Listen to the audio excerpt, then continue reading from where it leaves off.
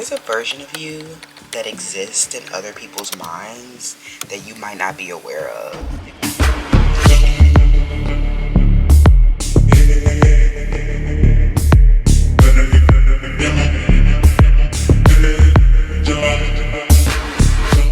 Some of this stuff could be totally off base, but some of it could give you some insight about how you're being perceived.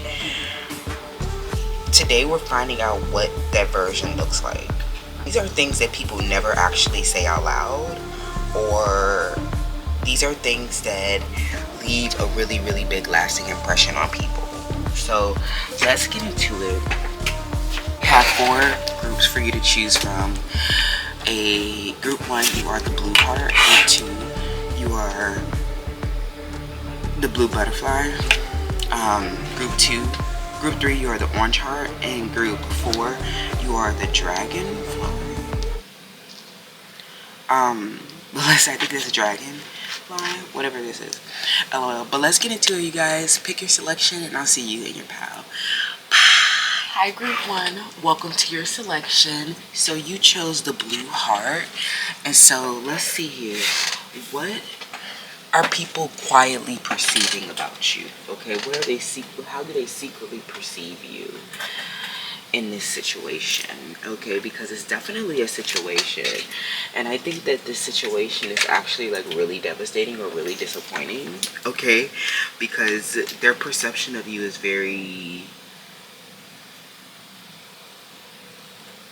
I don't know if I want to say it's skewed, but how their people are currently perceiving you right now, they project a lot, y'all. These are people, we're in the final terminal, and these are like the authorities that have like military and official positions.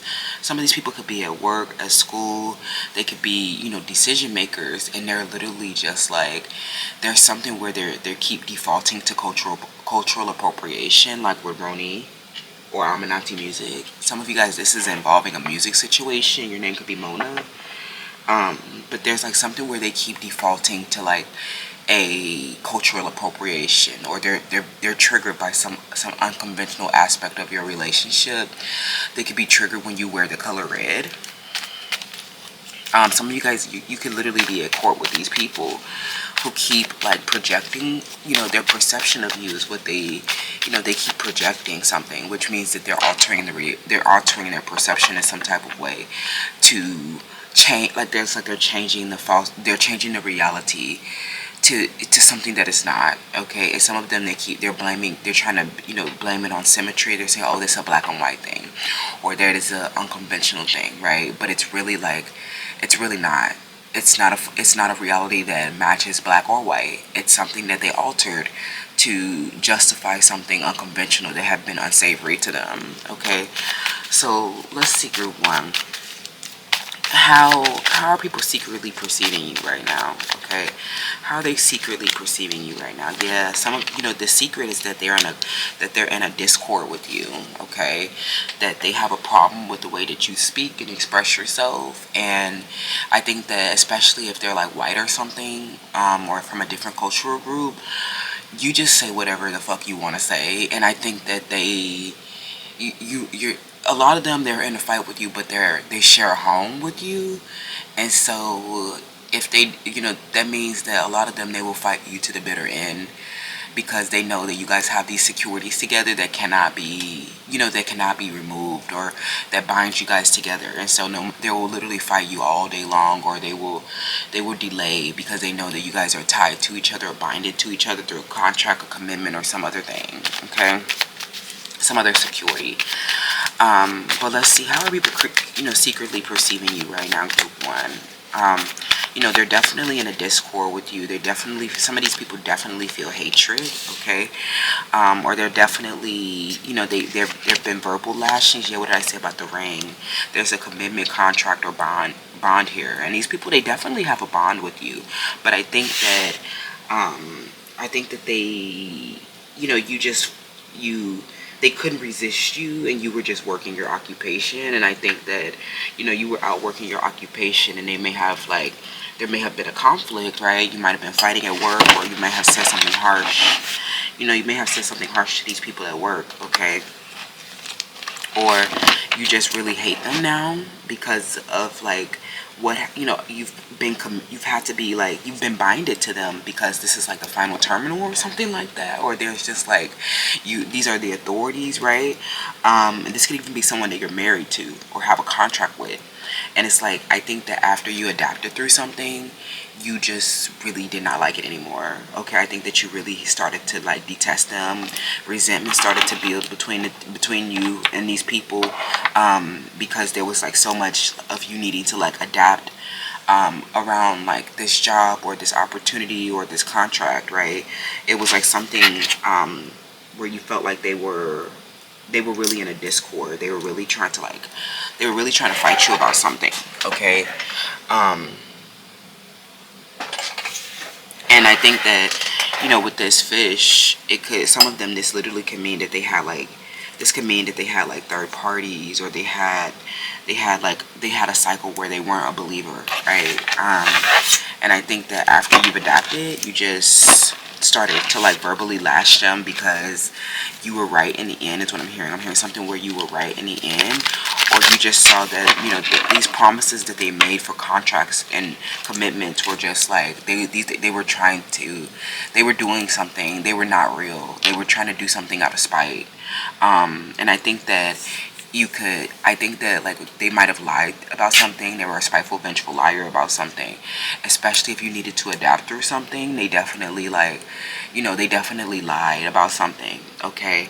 And I think that they attempted to put you out of business. They attempted to harm your organization. They attempted to sabotage you, or they attempted to sabotage your occupation or your work, right? By leaving you, and, you know, to adapt through something. Some of you guys, you really needed to adapt through this discord, and learn that there was like a lot of people that are mad about you being with someone white, okay? Or they were mad about you. They were mad about your ex. Okay, some of these people are mad about your ex, or they're mad about your spouse. But I think that you have a lot of meditative expressions, and you could be a believer in the unseen forces. And I definitely think that, you know, this is like, their discord is an unseen force. So like some of them, they will try to paint themselves as to be like, they're like former skeptics, right? But I think that like after you adapted through something, they realized that this is like a binding that was like going to lead to an inevitable contract for you, or it led to something. I think that it was sensitive and soulful, and I think that it definitely is like, it's definitely a contract or a strong bond that's like, that cannot be destroyed by the discord. It's just something that you needed to adapt through. And I think that once you adapted through it, you were immune to whatever they did. Like, you were immune to whatever spite that they tried to throw at you, okay? Some of them are white, you know what I'm saying? Some, you know, especially if they were like attacking like a person of color, or they were like culturally appropriating, they're really, really mad, right? But they really have like this strong binding to you, right? And I think that some of you guys, you know, these people in this pile, they might have like, you might feel like you need to like learn self-defense, or you need to like get a gun, because they like, you know, they were a matrix, right? You know, especially if like they came in, and there's like, you know, there's like so many people that have actually fallen. And I think that what happened was they were some of these people were former skeptics, and I think it was because they might have been struggling with something unconventional about your relationship, or they were struggling with a third party. It's like something where they tried to replace you even, okay? Especially if they're like white, they could have tried to replace you, right, with somebody that was in a secret competition. Yeah, you know how they're secretly perceiving you is that they were like in a secret competition, and then I think that you adapted. And yeah, the situation, you know, it's like something where you could have adapted, and you know, you adapted because you don't play about chasing that bag or something like that. But yeah, these could be like white people who are in like a secret competition with you, and it's like weird that they're doing that because they're like appropriating what you're doing, and you like reflect like their culture, right? And like they're just like, they just find something about you to be very, very marketable. And it's like something, if they're like marketing you, that means that they're like boring, mundane, conventional white trash. that doesn't like really have anything to market for themselves. They keep like just viewing, they're in a discord, but it's because they're in this like conscious reflection with you, and you reflect back to them some type of ego limitation or ego, like ego, ego fear, or highlighting the fact that they weren't really capable. Okay. And so they be, they're very bitter, right? Some of these people, these are people who try to compete for dominance and control because of your body type. And so they're looking at your breast, and a lot of people around you, they don't really have breasts, or they have broad shoulders. They don't have hips or something like that. And, if these are men, some of them, they try to replace you with, women that didn't have hips or women that didn't have breasts. They try to appropriate like the spirit and like your embodiment. Like they literally try to like appropriate your body, right? And put it on a convention, or put it on like a square body type, or put it on like somebody who was bleached, their skin was bleached or something like that. It's like something where they were trying to look for something bright or light or something like that. They literally could have been the colorist themselves, okay? But I think that a lot of this was about your body type, like your breast. Like a lot of this was about your breast and your hips, right? And so they were trying to like appropriate your spirit and put it on like some, vessel that wasn't divine feminine embodiment. Like it's like they literally tried to put it on like a celebrity that skin was bleached, or that had a lot of plastic, someone who had a lot of plastic surgery, like they're really really ugly without the plastic surgery. Someone's name is Paige. Yeah, like these people are really hideous inside and out. And it's like something where they keep trying to like, they tried to strategize to replace you because they were mad about you. They were mad about your spouse or something like that. They didn't want to impart the spiritual insight because they wanted to really compete for dominance and control. They wanted to like prioritize their financial gain and control over this space, because they were like secretly in competition, like and so some of them, they underestimated your consistency, and they were like in a competition for like your spirit and identity to put it on something conventional, right? It's like weird that you're trying to like appropriate, like, but this is like a time old tale that like how many times have we heard like these white men, in, authority positions, like knocking off black people, knocking off their identity and not paying them fairly, right? It's because they really want to fight for dominance and control. They don't want to impart the spiritual insight because it like rejects their ego narratives, or it forces people to face their inferiority complexes. Like it's like if that square body type or that woman that doesn't have breasts was the true roots of desire or the true reflection of the spirit, then you wouldn't be here appropriating it. Like it's like something where they're in a secret competition, but it's like really immature because they're like trying to compete for dominance and control around something that never kind of like belonged to them. Okay. Yeah, they were oblivious, right? Some white people too, right? They were really oblivious, and they were offended that you were aware, right? It's like something where they try to pretend like light is right or white is right, and they don't want to let people know that these darker skinned people, or something about your body type or something about you, where you're getting an inner guidance around it. I think that like they didn't want to impart that spiritual truth that like you are actually like the awareness, you're actually like the creator of this water and air and fire. And I think that you also increase their awareness, so they don't want people to know that you were the reason why their awareness increased, right? And some of them are in this like discord or fight with you, or maybe you did verbally lash them into awareness. Like maybe you kind of like you talked about them real bad, or you dragged them for filth. It's like something where you may have read them for filth around like when you found out that they were in secret competition, or you read them for filth, right? And this is something that brought them awareness, right? And some of them would try to act like they would try to resist the truth or try to hide that they were oblivious before, right? And it's like you brought something into their awareness, and now they'll try to like act like it's a competition, right? And this is how they're secretly perceiving you, group one. Okay, and I think that this is actually somebody that you grow in awareness around as well, especially, if it's like something where they might have made promises, right? They made promises, or they did something out of spite to sabotage you in some type of way, and it was because they wanted to like uphold a convention. Like they were looking for someone bleached, they were looking for someone that didn't have breasts, they were looking for a square body type. They didn't want to show people the roots of desire.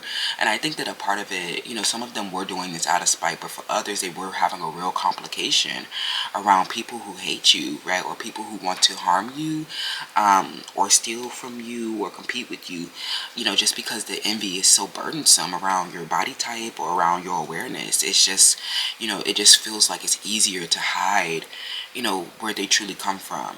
Okay, but a lot of you guys have a commitment and contract with these people because you kind of like adapted through something or outlasted a discord, and they took a risk, right? And to discord with you. And I think that now some seats have become unavailable. Their opportunity is no longer available here. Is what I'm hearing. Okay. So group one, especially like some of you guys are, you're dealing with a prejudice or bigotry at court, and this means that like they're secretly competing with you, right? They're secretly competing so they can uphold convention, right? They want to show a bleached skin, or they want to show their convention to make it seem like they were the awareness that everyone that everyone is getting like higher consciousness around. They're trying to make it seem like something they're false, right? They're trying to make it seem like that was the awareness the entire time, or that was the higher consciousness the entire time, but it was really like you, right? And I think that once you adapted through something or you stayed consistent, they were shocked that they couldn't they couldn't defend stealing your legacy or just stealing your honor in some type of way. Okay, they were a matrix, trying to sabotage your influence because they were offended by awareness. We have victim. Yeah, I definitely think that you could have been a victim to this situation. And this person, they'll come out as a king. They'll come out as the king. They'll come out as a king a lot, right? But it was like, it's only after they've like, you've kind of built up your status in their life, okay, or you've adapted through something, and they're kind of forced to address your status after they tried to compete with you. But they really left you a victim in a situation, okay, because they were in a discord and they were unethical in their office, handling something that was a discriminatory practice. So that's all you need to know about this matter, truthfully. Okay. LOL. So how are people perceiving you, group one? Because these people, they feel like they were haters, right? They were mad about your enlightenment. They were mad that they were projecting onto your skin color, or they were projecting onto projecting that you were different, coming from a different culture, coming from a different age group, right? And I think that you've actually been guided a lot through this situation because you're dealing with people like ageist, colorist, bigots, right? The management, they, of course, like that's, they kind of just default to their conventional way of being. And so they were not ethical whatsoever. So they doubted, your abilities to adapt through something where they tried to compete for dominance and control. Okay, so I think that you're arriving to this point now where you kind of have to defend your biology at court. Okay, because these are like white people, or these are like people who tried to like harm your biology, or they tried to harm your physical body, with a spiteful, vengeful lie, where you could, like, something where you literally could have been left a victim in a situation. And I think that they're like, they spent a lot of time in a discord when they knew that you were a victim. And I think that is where the relationship totally loses its value. Okay, they might show up as kings and knights in your tarot, but know that those were people who were in a discord where we're actually like strengthening our awareness around them. Okay, some of them are gay, so they weren't, they were mad about your breasts and your hips. You know what I'm saying? Like a lot of men that feel like they can't pleasure women, or they have like a big masculinity issue if they're gay, you know what I'm saying? So it's like you came in with this enlightened benevolent leadership, right? And you really were in their charge, you know, you really have been in charge of them. And so, you know, I think that what you learn in a situation, or what you need to balance, is that these people are actually, they're actually inferior, right? Especially if they have like inferior organs, like they don't have breasts and hips. That means that they're not fully developed. Like, that's what that means. Like, so you know, I think that you brought them a lot of awareness around some body typing that they were doing, or something that they were projecting onto your wig and skin color, or something like that. It's like they kept doing something. It's like you improved your intuition around people who were in a secret competition to like fight for dominance and control, but it was like a projection onto something superficial. It was really like like them projecting their envy, right? And so, you know, you were protected the whole time, right? I think that ultimately they were really just like, they were really bitter by your awareness, right? And that you didn't, especially if it had like superior organs or superior intelligence, like you literally are in charge of them. And so they keep projecting their envy narratives, and like they flee away from the relationship. And I think that the more that they flee, you know, you learn that they were abandoning the situation. You learn that they were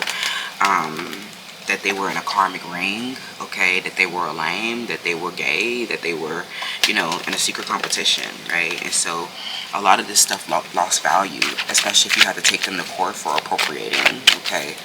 So yeah, we're definitely at court with Ronnie and Elon Musk and Sam Altman and President Donald Trump and Beyonce. So a lot of these people, you know, these celebrities and influencers have found social media influencers, or have found, you know, people who have been adapting through something, and they have like literally been like stealing their artwork, stealing their, you know, harassing them for their body types, like these plastic surgery celebrities and stuff like that. They find us influencers and see that we're living like this really like emotionally satisfying life, and like try to compete with like influencers. So like a lot of these authorities that have like, that we've known to be like a celebrity, right, or have the influence, like that dynamic is changing the ecosystem of influence and where luxury begins have changed. And so a lot of these authorities, like the celebrities and these old heads and stuff like that, it's really like they're really getting faced with like a new wave of luxury influence that disillusions everybody with their lifestyle, right? And so they literally have been trying to compete with like influencers, or compete with like natural bodies, or compete to make it seem like they were the ones that had the awareness, but really like it's us everyday girls and gals working class jobs, right, that have like the energy and the like, that have really been the influence, right? So I think that they try to leave you a victim, because some of them have been trying to use their like social dominance to like harm you, okay? So, or to steal from you in some type of way. So they were really offended by a lot of influencers. So you guys, you know, I'm not the only one. So, you know, tell me, you know, how are people secretly perceiving you? Yeah, they know that you were a victim in a situation with the Five of Wands reversed. Yeah, there was like, you know, this Five of Wands represents like, you know, people who were binded to you, but in a secret competition. Like they were around, like in a secret competition, okay? And they were just like, it was because they weren't aware of something, okay? Especially if they're like gay or transgender or plastic surgeries or celebrities, authorities in any way. They're really pissed off if you brought some type of, you know, awareness to them that they were previously oblivious to, and then they try to act like, you know, they were in the Discord telling lies or pretending, you know, trying to see if they can like out-dominate you to win influence or something like that. And I think that your intuition was just really improved in the situation, and you were able to protect what mattered the most. And you knew that they were like having a problem about your breast and body, right? They were mad that you were this like, not that you weren't this convention, but you had this awareness, okay? Yeah, the King of Swords. Yeah, this person, they feel like a masculine energy. You know, they feel like they can, like I said, they'll come up as kings a lot. King of Swords, King of Pentacles, King of Cups, King of Wands energy, right?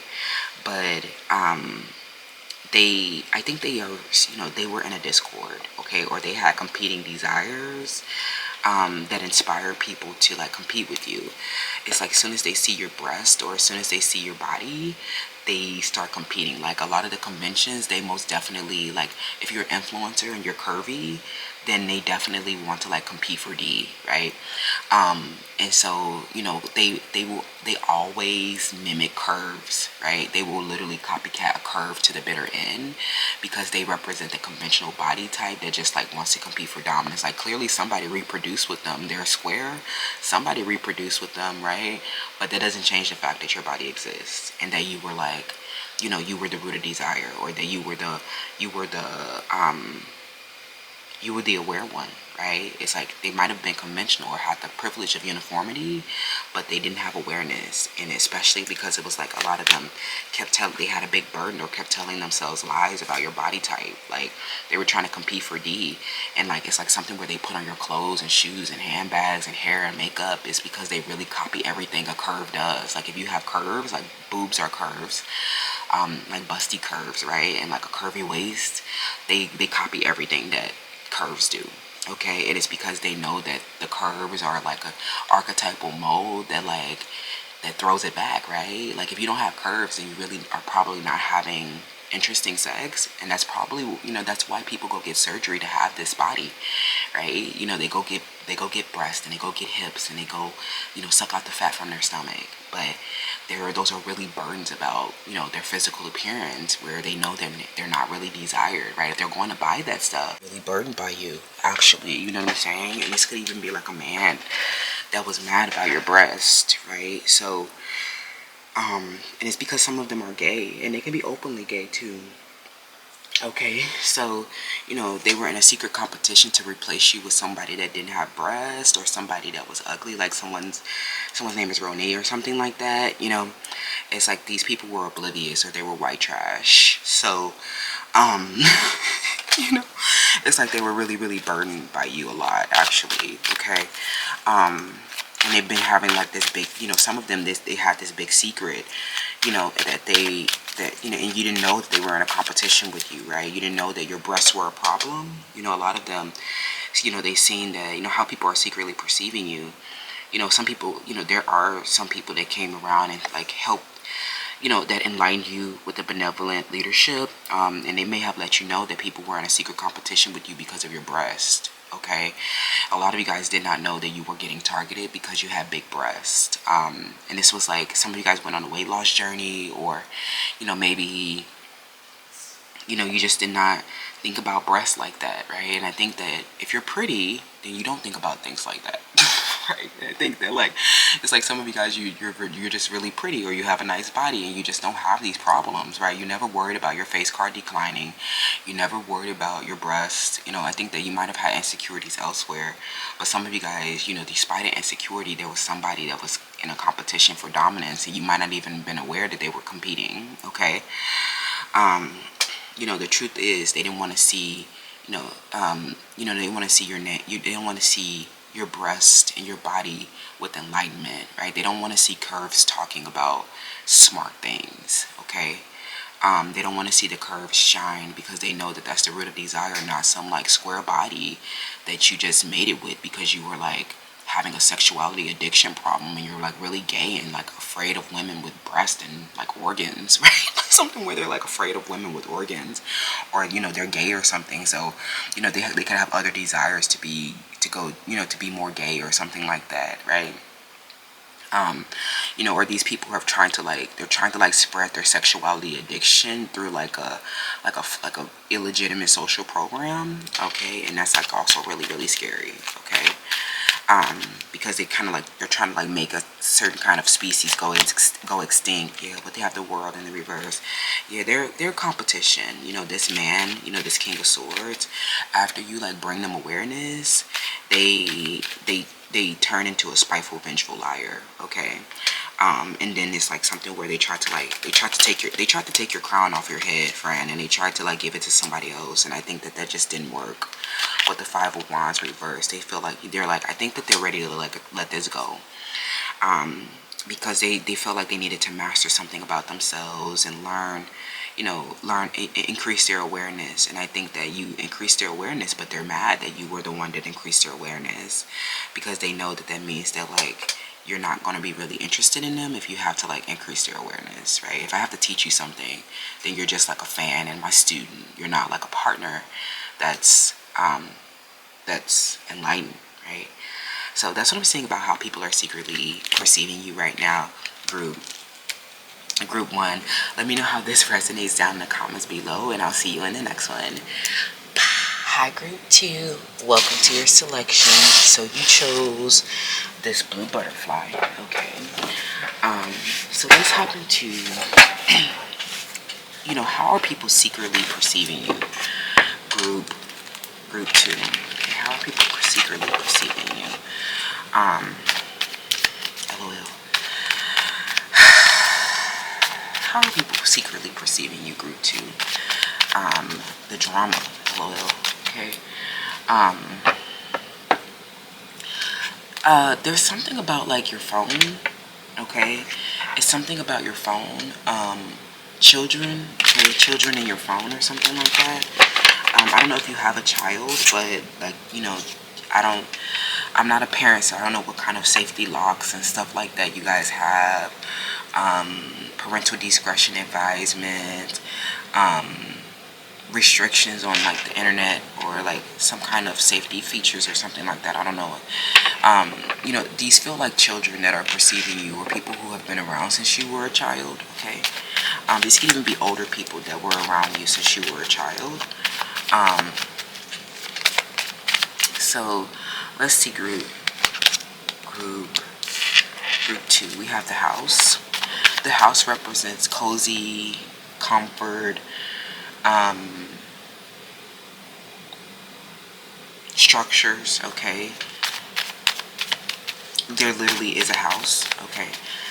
So, group 2, how are people perceiving you? Okay. We have hope.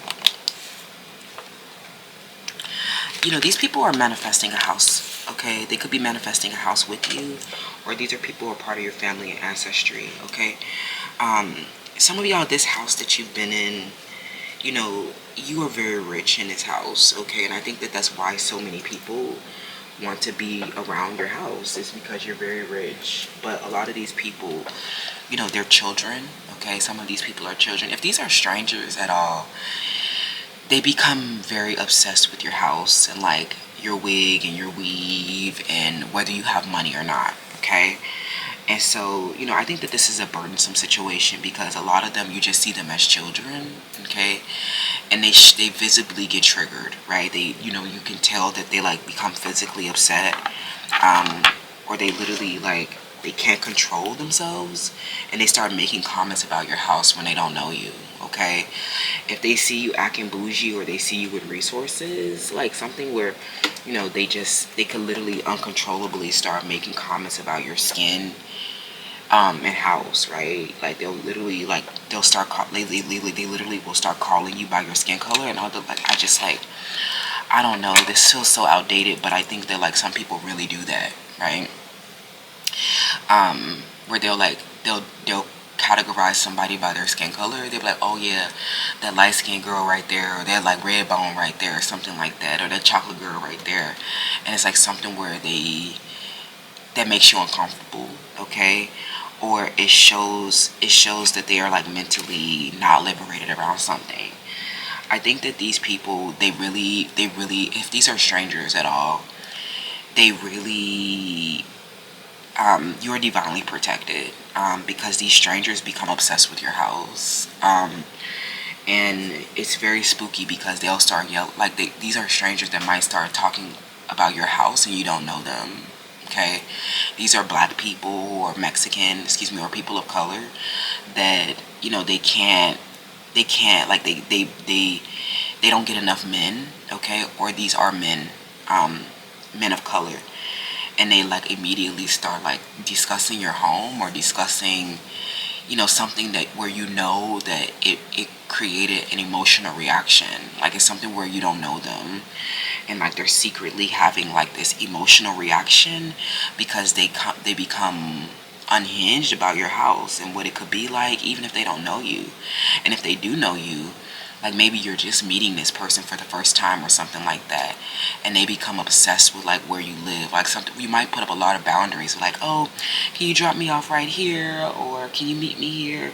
And they become rigid, or they start thinking that you're bougie, or they start getting offended by your way of doing something, or your preference about something, and so they project a lot of their own home onto you. A lot of men, when they see that you're like, that you look nice or that you're put together, like you're like, it's like if you're a woman at all, you're really challenging these men's sense of security, because like when you come out and about, you shine brightly, and it becomes clear that your house is better than theirs. For others, if these are children, right? These are children that could be viewing your house on social media, and you're very rich, or you're very, very abundant, or you earned a lot of rewards and recognition, plaques on plaques on plaques. They could never be you, okay? And so,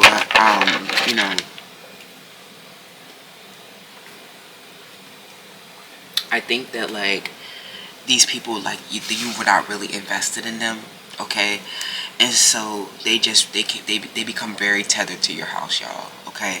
Or what it could be like, because they see that you're like, if you're out shining bright looking like a rich person, they know that means that you receive nurturing, sensitive care at home.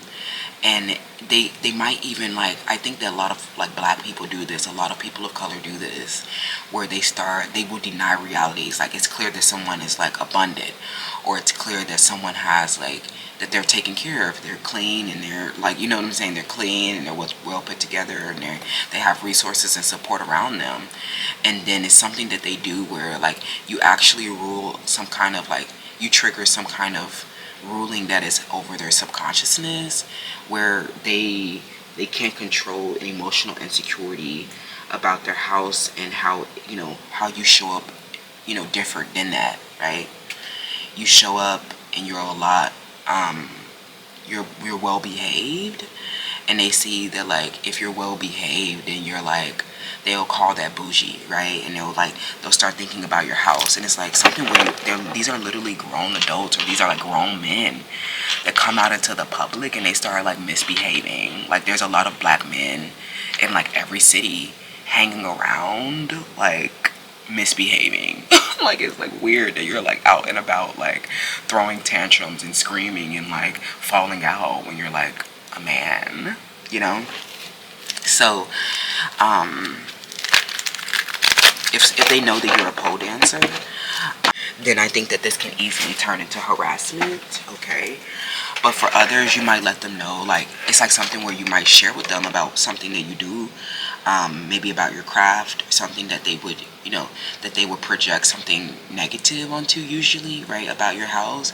And you show them that it's like, maybe you show them that it's like something that's pure and devoted. And so, especially like when you, like, it's like something where you keep it, like you're well behaved, or you act bougie, or you put up a lot of boundaries, or you tell them no for a dance, or you tell them that you don't, like, you reject them, or you like you make it clear that you're not interested, like, even if they don't know you're a pole dancer, right? It's like something where they really feel rejected by you, because they want an invitation into your house, like, and it's like, no, you can't get a dance, no, you can't know about my house, no, you can't know where my house is. And a lot of these men grow unhinged when you put up a lot of like well-behaved constraints, right? It's like something where these are like legitimate constraints, and some of them don't know that you're a pole dancer, right? And so a lot of you guys have these constraints, or you have these safety precautions, because you do something dangerous for work, right?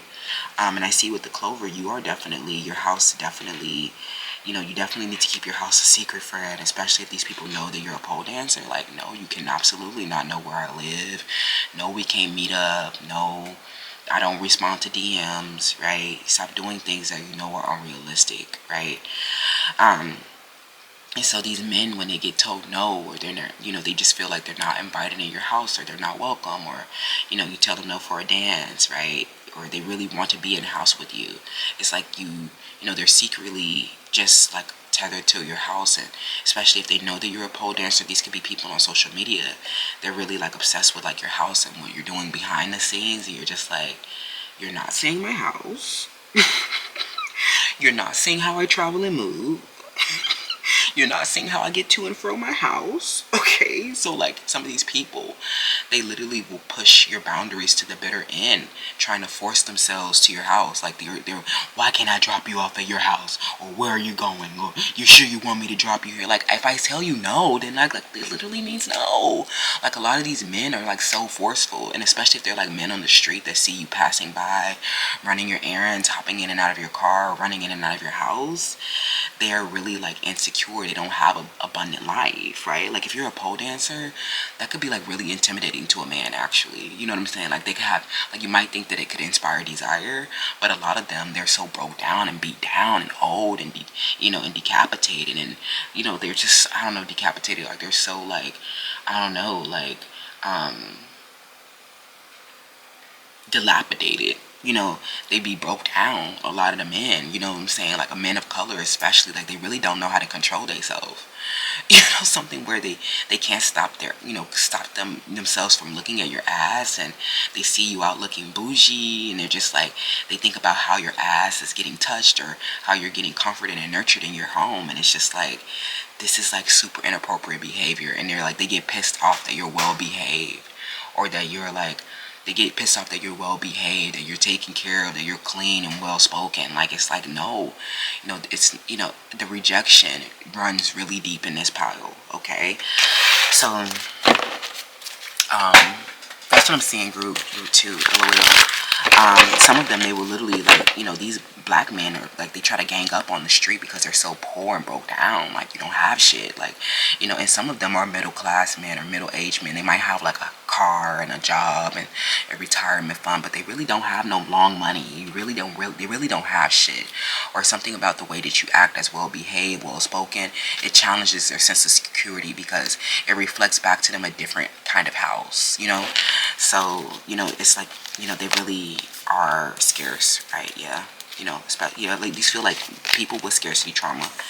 Of course, they keep getting obsessed about your house. Like it'd be people out of the blue. They might even say things out of the blue and come out of the thin air with commentaries about your life and your house, and you're just sitting there like, well behave, or you don't respond, or you have a lot of self-control and restraint in the matter because you know that you have to protect yourself around your house, and you're just like surrounded by people who are scarce, and it's like a divine timing for you to get out of the situation. You guys, I think that you have to learn lessons about this, because otherwise you guys would not, these are princess lessons where you're out in this bougie, you have this bougie ass house, but you're like, you could be surrounded by people who are very scarce, or they, a lot of them, they don't have enough sex. Like these men who get violent on the street or stuff like that, they don't have enough sex, and men have to have like a lot of sex. So men, they have a lot of testosterone, and like, they need to have, they're characterized by a lot of activity and vigor, right?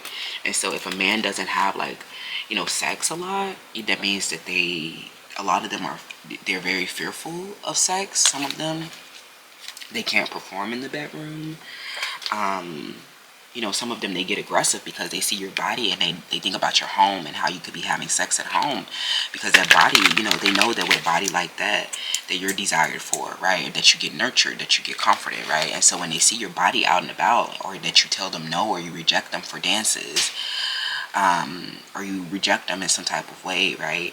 They feel really, really rejected, right? They feel really rejected, or they get aggressive because they don't have enough sex, or they don't have options for sex. And seeing seeing a woman, with a nice body can immediately, like, it's not supposed to, but it can immediately start to like suggest or like arise desire, right? And I think that what we need to really learn in this modern world is that just because a woman exists in a space doesn't mean that she's like open, receptive, interested, consenting, and I think that a lot of men, they will feel entitled to whatever women that are in a space, right? And I think that you are in a space with a lot of men that are scarce, and so they really shouldn't feel entitled to shit, right? Because they never had shit, and so just because you show up don't mean that it's something for them.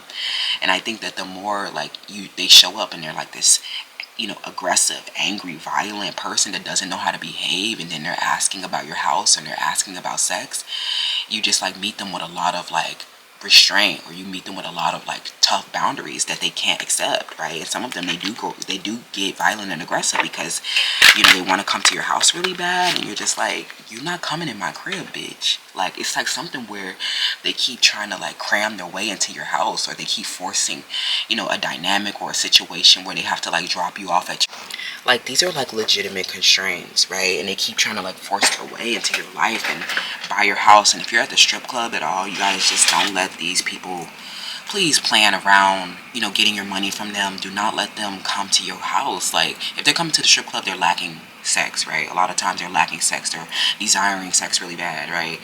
Like, do not let these like addicts and these like scarce people come to your house. Like, especially they see you at the club performing and you fit and you're beautiful and bougie. Like, no.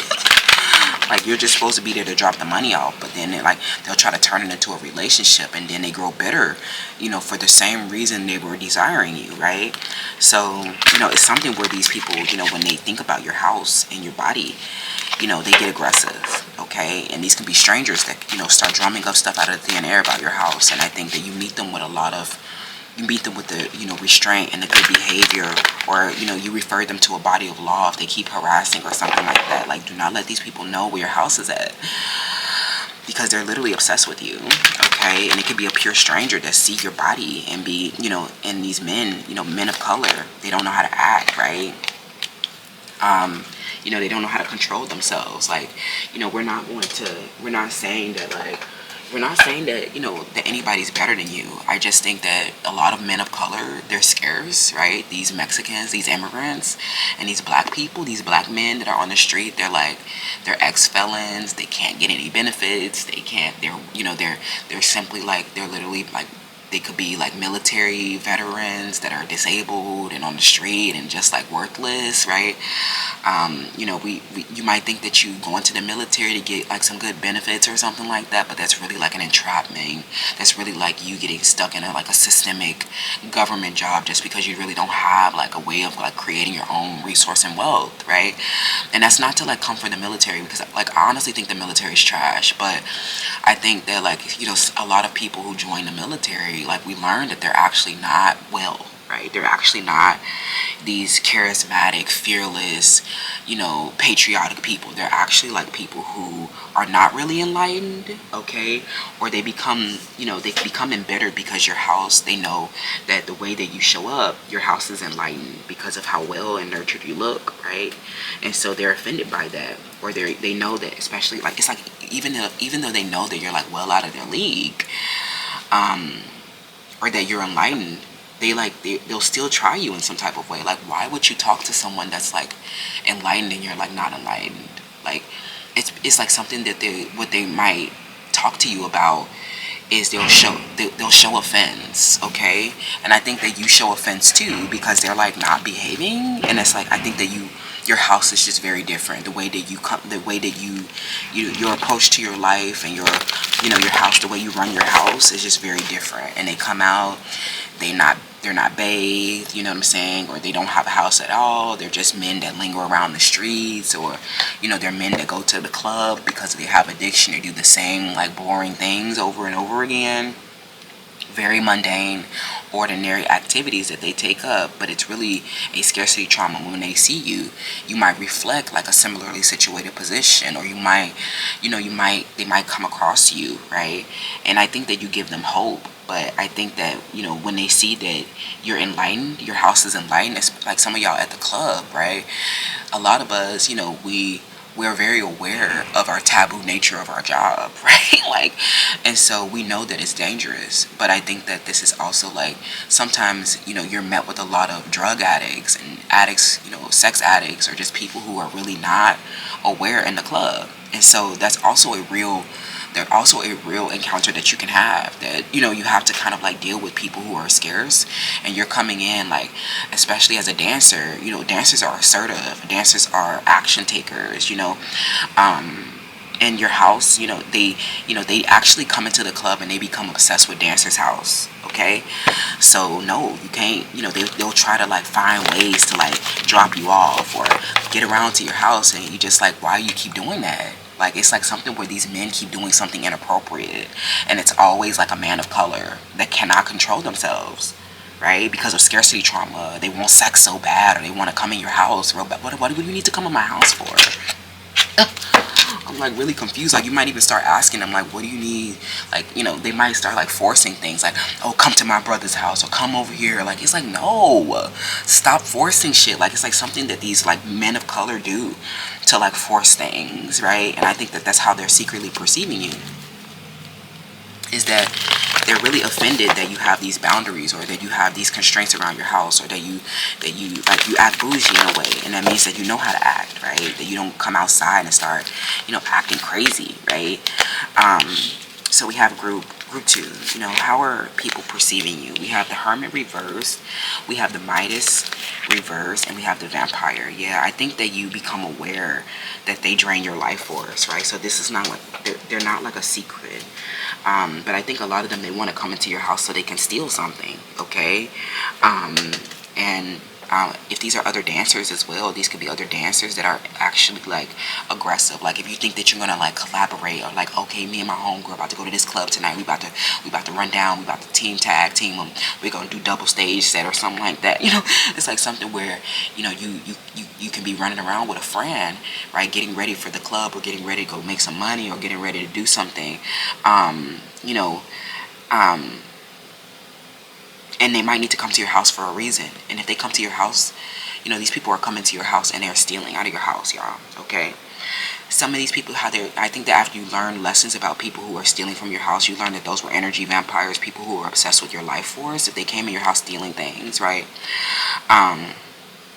Some of these people, you could have been, they could have been your friends one minute, but then it could have got violent. You could have gotten into a fight with them in the next minute. It was because they were offended that you were enlightened, right?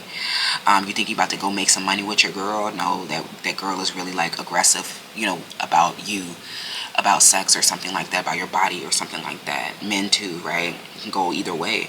But I think that like a lot of these people, they see that you have, like with this Midas and a shadow aspect, that you don't really share your money or emotions with these people because your house have been stolen from before.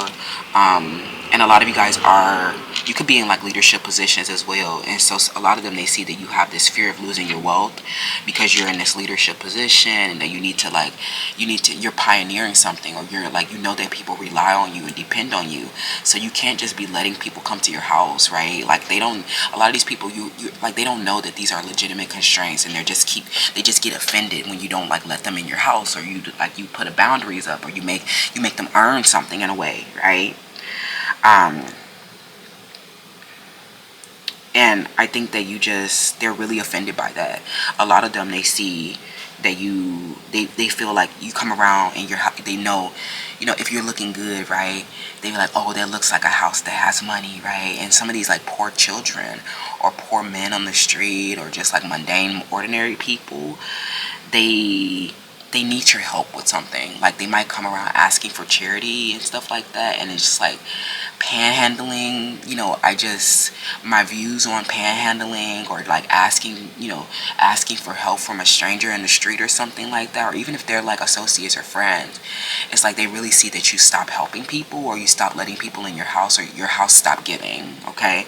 They see that you don't share your wealth with them. This is how they're secretly viewing you, and they're offended that you don't share your wealth with them anymore, that you don't share your emotions, that you don't share anything with them, okay?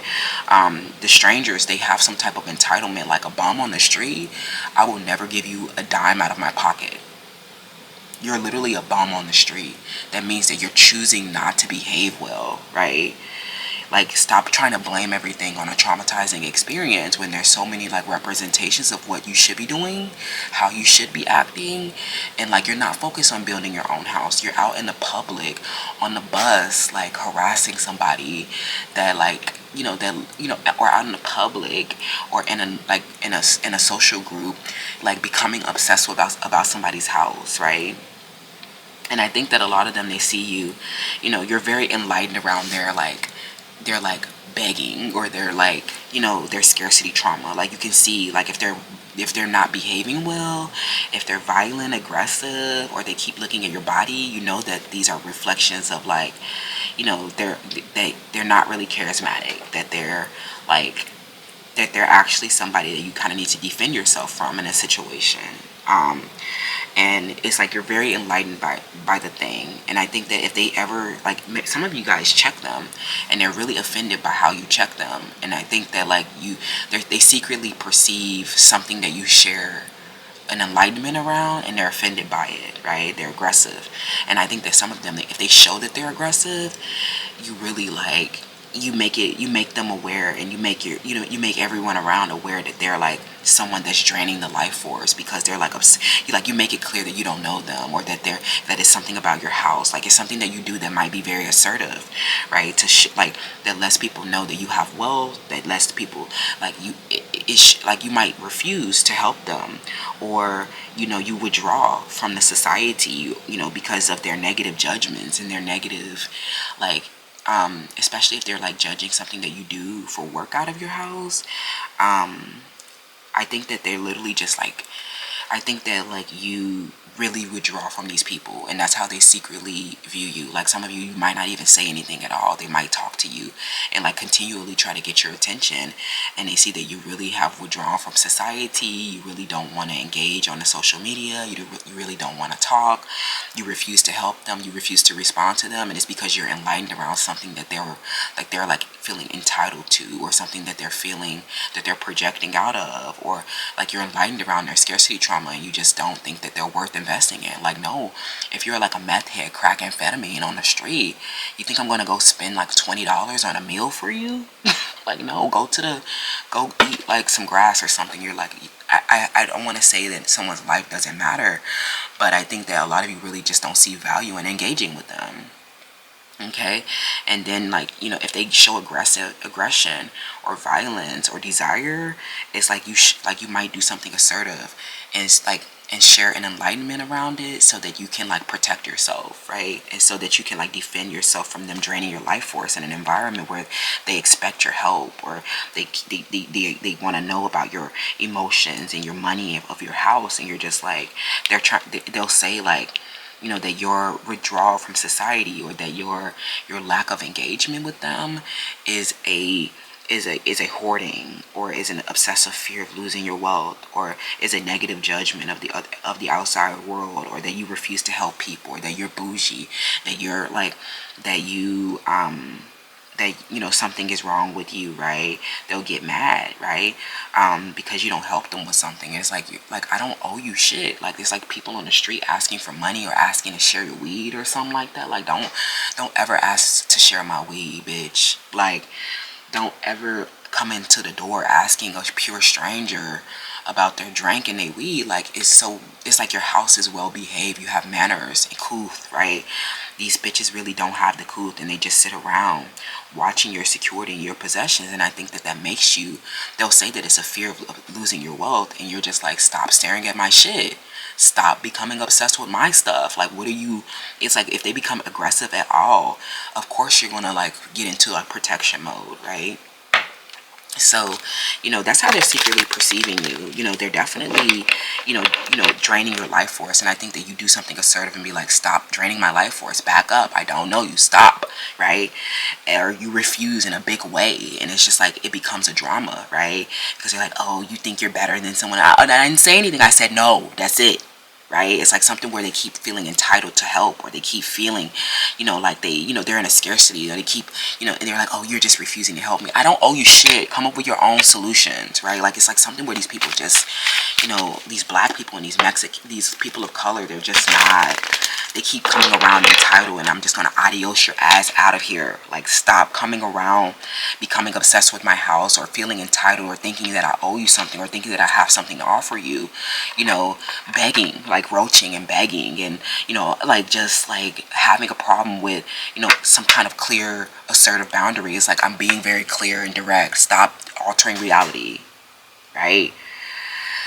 So, I think that they don't know that you're just like this person that loves your solitude and focuses on your inner life and your personal creativity. They feel like you're hoarding and that you refuse to help people. And I just think that you don't see the value in helping them, okay? And that's something that you can keep to yourself, right? But I think that if they show violence whatsoever, or they don't know how to behave, they're doing something rambunctious, you're very offended by that behavior. Like, it's like something, if they're outside, like, it's like something, I don't know, they disturb the peace a lot, or they're just like, it becomes clear that you're their leader. And so, when you're somebody's leader, it's like you're not going to let these children in your house. You're not going to let some mundane and ordinary people in your house when you have like this big leadership or this responsibility. Or there is a real fear around, there is a real fear or challenge, security threat to your house, because these scarcity peoples, these traumatic people around, they desire things so much, and they're just lacking sex, they're lacking structure, they're lacking help, right? They don't have anything, and they just see you. A lot of men become unsecure, children become unsecure, and it's just like you're just like, look, your security is your responsibility. Don't become obsessed with somebody else's house. It's like something you do, something assertive to let them know that this is your house, or you let them know that they gotta leave your house, or they gotta leave the property. They gotta go, right? It's like you're just they're really hurt because you refuse to help them, or you refuse them for sex, and it's just like, no, okay, okay, and it's like they're saying that you're hoarding, okay, or you have a fear of losing your wealth, or that you have a negative judgment that you so much that you withdraw from society, or you think that society is judging you so much, right? And it's like, it's like, I think it's really that they can tell that you're enlightened, and you reflect enlightenment here, right? Because you might be charismatic, or you might be active, or you might look vibrant, and like you stand out in the crowd. And I think that when they come towards you and they want to engage with you, it's like they feel very rejected, because like they might see you charismatic and leading and assertive, and then you turn around and deny them for sex, or you turn around and deny them help, or you're not as charismatic with them, right? And so that makes them feel really, really rejected, or it creates negativity in some type of way, when it's just really you're not interested in them, or you just have this keen awareness and enlightenment that they're a scarcity trauma, and that they're not really serving you, okay? It's like something where if you detect a shadow aspect, I think that you reject them very, very boldly, and they know why, right? Okay, they know it's because you're fearing them in some type of way, because literally show a fear about their obsession, and you could be very open about your fear of them, right? Especially like men, you might be very open about your fear around them, and so they they see that you withdraw because you fear them in your house, or you fear them towards your house, right? And so like if you don't let them drop you off, or you don't let them towards your house, they know that means that you're like that you fear something about them, right?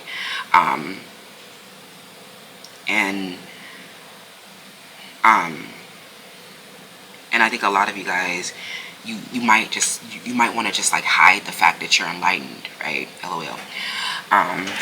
Or there's just like not enough attraction, and they feel so rejected, right? And I think that they feel, when you show a fear, it's like you let them know that there's not attraction there, and that they're desiring someone that's not attracted to them. And so that's really assertive. That's actually a very, very effective leadership as well. It's because like you let them know that they're like this scarce negative thing that keeps trying to that gets aggressive because they desire you, but it's like one-sided, and you're like that's actually mentally ill, right? Like, stop desiring somebody that shows fear, right? Like, stop trying to force yourself onto women, right? I think these are a lot of men that try to force it, right? And they become really unstable because you don't want it and that you reject them. And I think that you're compassionate, but you just don't want it, right? Yeah, the Ace of Swords, you're like not into it. It's like something where you might even turn a judgment very negatively, right? And you just, you see that they're unstable, and like you show a fear. And I think that, you destabilize them because I don't know what they're expecting, right? It's like something where they just cannot control themselves. And like, if you are a person of color, right? A lot of people of color, you don't have the same, you've evolved your scarcity a lot, is what I'm hearing, right? And so they're very destabilized when they see that you're like this, composed, bougie, highly feminine, sexy person that's actually like in a leadership position, and they know you have a nice house, but it's a rejection, right? And it makes them unsecured, right? Because they desire you, or they see that you're, they're not expecting you to be enlightened in some type of way. And it's just like you'll have this common problem with people of color where they think that you're just as dumb as them, or it's like something where they literally just can't control themselves, even if they know that it's like not reciprocal, it's not real, right? It's something that they're like, a lot of men of color cannot control themselves, right? And they harass women a lot. And so, this is like something that you do assertive to let them know, like, stop harassing me. I will refer you to the laws. I think that they find, I think that, they find, emotional fulfillment because you end up enlightening them and letting them know, like, the reason why you feel so unstable is because you're scarce and I'm not. And I'm rejecting you very clearly. I'm telling you no very clearly. I'm literally, refusing to help, refusing to engage. And it's like you, in a scarcity, you let them know that this is something that's like an uncontrollable behavior that they're responsible for. And that's how they're secretly perceiving you, friends, is that like they really feel unstable, that that you don't like them, something where you don't like them.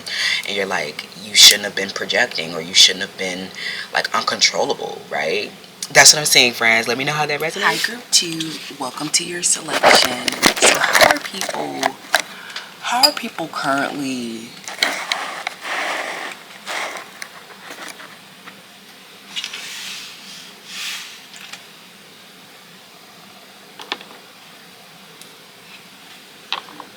Hi, group 3. Welcome to your selection. So how are people currently perceiving you? Okay. How are people currently perceiving you? Someone's name starts with the letter B or E. So these people could be, they're secretly like watching an association that you have, an elite connection that you have. They are watching your spouse or something like that. Okay.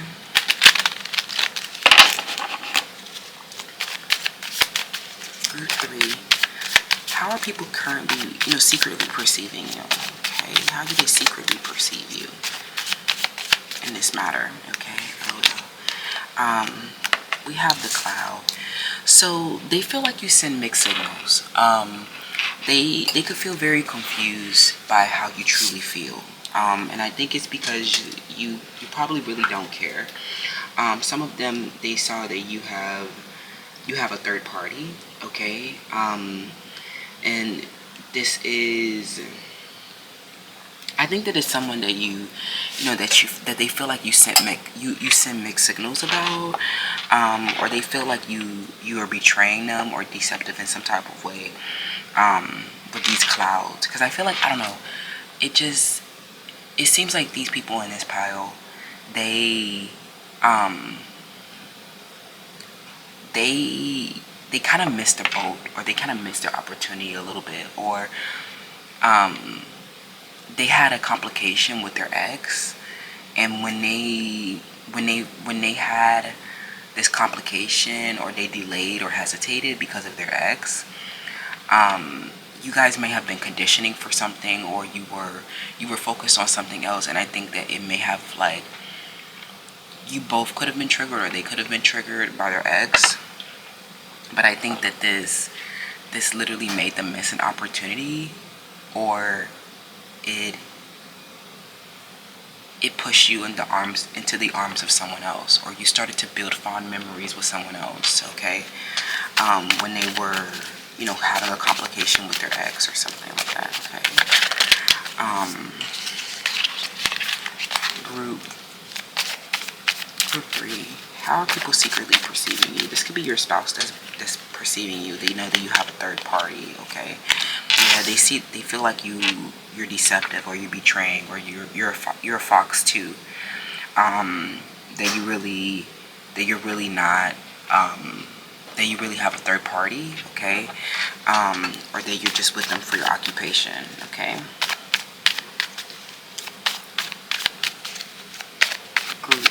Group 3. How are people secretly perceiving you? Yeah, they see that you're getting what you want, right? And even if you are wearing like a mask in some type of way, they see that that it's because of a discord, or it's because of some type of fight that you've been in. Okay. And they see that you're getting what you want from this. Okay. People could be perceiving you, and they could be saying that you're betraying someone, that because you have a third party, or they're saying that you're the one. I don't know. With this bouquet energy, they could feel like you could be the one getting betrayed, but I think that you're getting what you want out of a situation. I think that what they really perceive is that you don't really get triggered. Is what I'm hearing. Like something where you're not really getting triggered.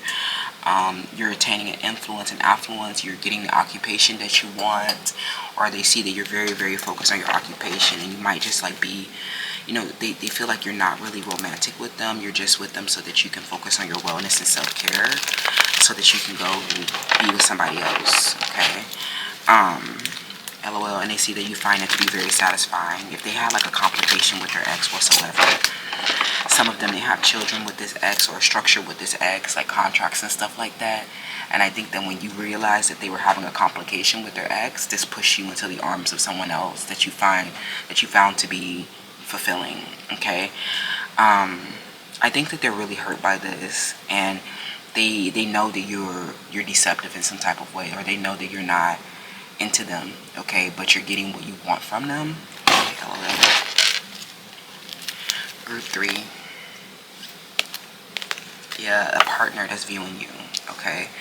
So this partner through the 7th house that's viewing you, this purpose I think that they have the purpose of achieving something big or small, for your occupation. I think a lot of you guys, or on behalf of society. And I think that you guys do cooperate in this situation. They do expedite your purpose in life. They do help a lot, right? But if some of them, if they had a struggle with their ex whatsoever, I think that you really just saw that as the whole purpose, right? For one. And I think that it didn't stop you from achieving. And it may have been like something where it could have come into, like, there was something where I don't know, maybe there was a delay or postponement of a marriage, a business relationship, a contract, a legality, some kind of negotiation or agreement, right?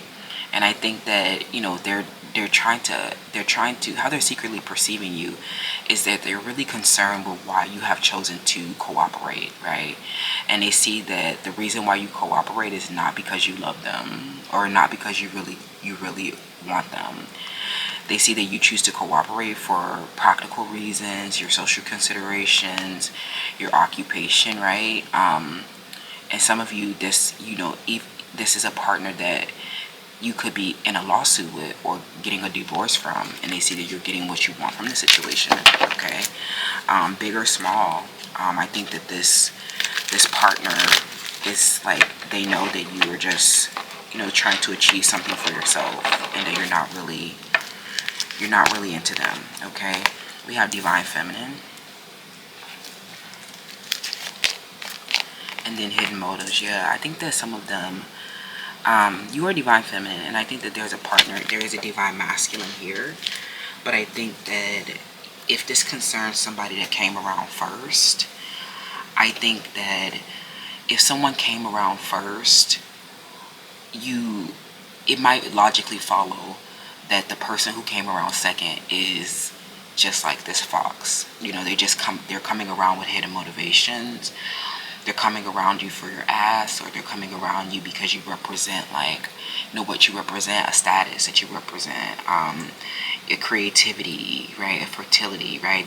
A lot of them, they just can't resist you, or you represent something big within society. And some of them, they came around second.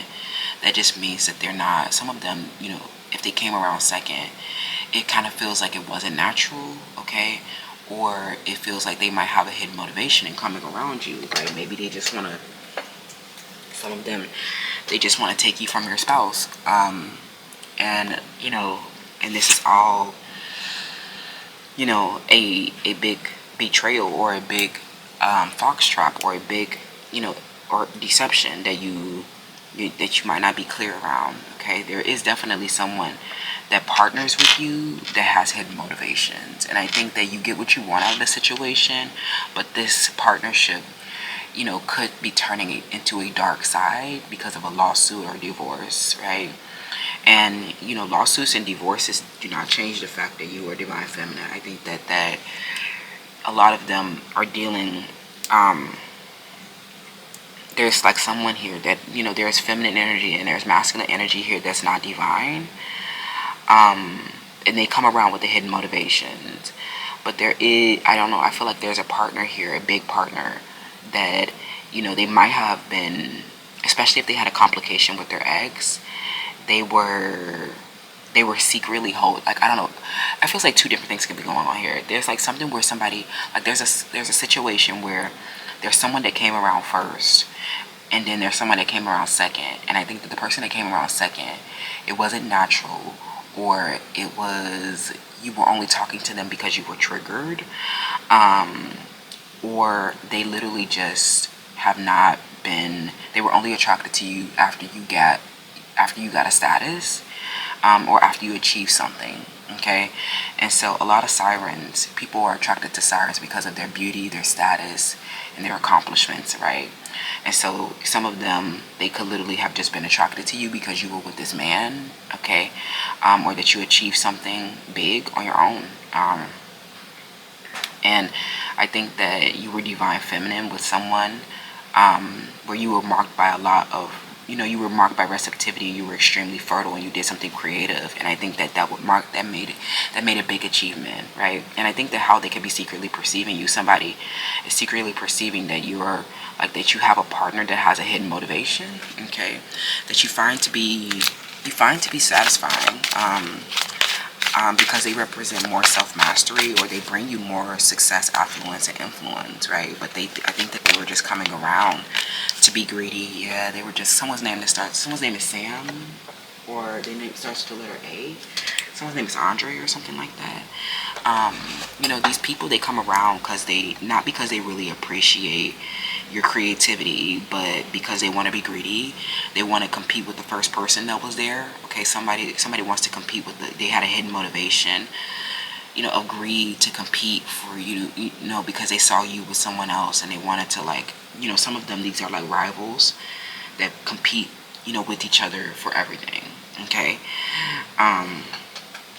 and I think that you find it to be satisfying because you get what you want out of it. It helps you achieve something, even if it's big or small. But I think that you just learn that they are greedy, or that they just, they are not really, they do this with everyone, or, they just keep looking for people with status or more status, or they look for ways that you can make them whole, and then they'll, like, they turn and go do that with like a million other people, right? So, I think a lot of you guys, you find compassion with one another, but, they were attracted to you because you were divine feminine, a siren in an environment.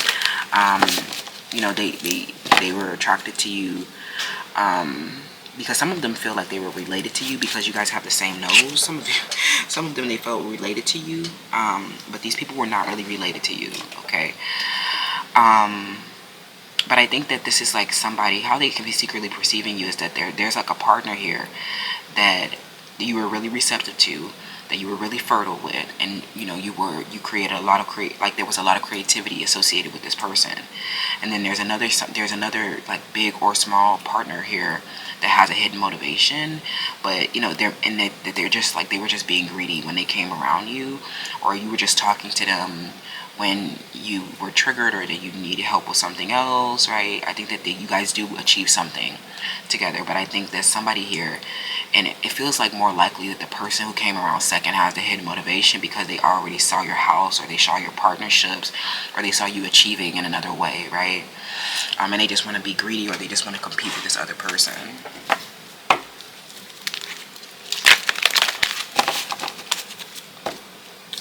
So, group 3, how are you secretly being perceived right now as divine feminine? For sure. But, somebody is very greedy, right? So sometimes they don't, they can't tell the difference between a divine feminine and unhealed feminine energy. We have the destroyer, we have the liberator, and then we have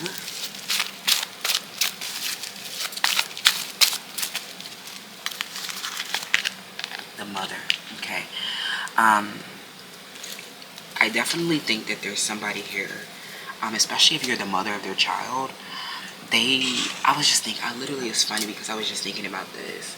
Like, moms are so unhappy because, you might be divine feminine and you might be really receptive to them, so much to the point where you become pregnant for him, okay? Because you see so much of yourself within them. But I think that they reflect a pseudo self to your true self, and this is like the mirror sometimes, right? I think that this person that comes around you, they abandon their children, okay? And you could be a single mother, okay? Or you could be, they could be supportive, but I think that they are truly not, right? They were truly greedy, right? When they got you pregnant, or when you became the mother of their child, or you became the mother of their house, or you became this central empress throne within their home, you nurtured this person with unconditional love and patience, and you might have even gave birth to their child. But I think that, the reason why you were so receptive to this person is because they helped you expedite your purpose in your life. But I think that their generosity has been so indulgent, or their generosity has been kind of egoic, right? They're not really, like, you might be reflecting appreciation to their greed, where you truly have valued, the support and structure that they've offered you, okay? Or, yeah, you truly have valued it. And I think that they have not been, they've been abandoning the children. Maybe they've been neglecting you. Maybe they haven't been cooperating in the partnership. But I think that there's someone that came around that saw that you will some of them have hidden motivations, especially if they were the second person that came around. They saw that you were freeing yourself and others from outmoded beliefs and releasing negative thought patterns. Some of you, they saw you wearing the color white, or they they know that you're getting prepared for marriage. And so I think that they could be secretly perceiving that you are like this mother of a house, or this divine feminine of a house. And so they kind of have just been trying to trap you so that you can, like, with a hidden motivation, where they have really been, some of them, they have their own house, their own marriage, their own child, right? Or they literally have just been intoxicated with the destructive power. Like, they secretly want to destroy your dreams or your spouse's dreams because of, like, a rivalry that they've been in for a prolonged period of time. This could be someone who's a rival to your partner, okay? And so, they have been really intoxicated with trying to, with the destructive power, and trying to destroy their partner's dreams and potential, or your partner's dreams and potential.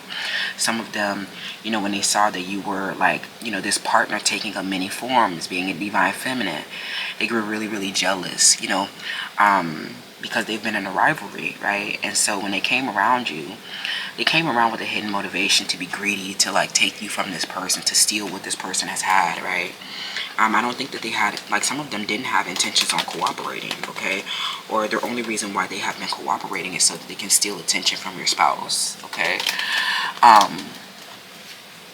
But this has really been an intoxication, right? So, I think that because you're a divine feminine, you're known as like a good lady. You're known as nurturance, patience, unconditional love, and you give joy. You have joy in giving life, right?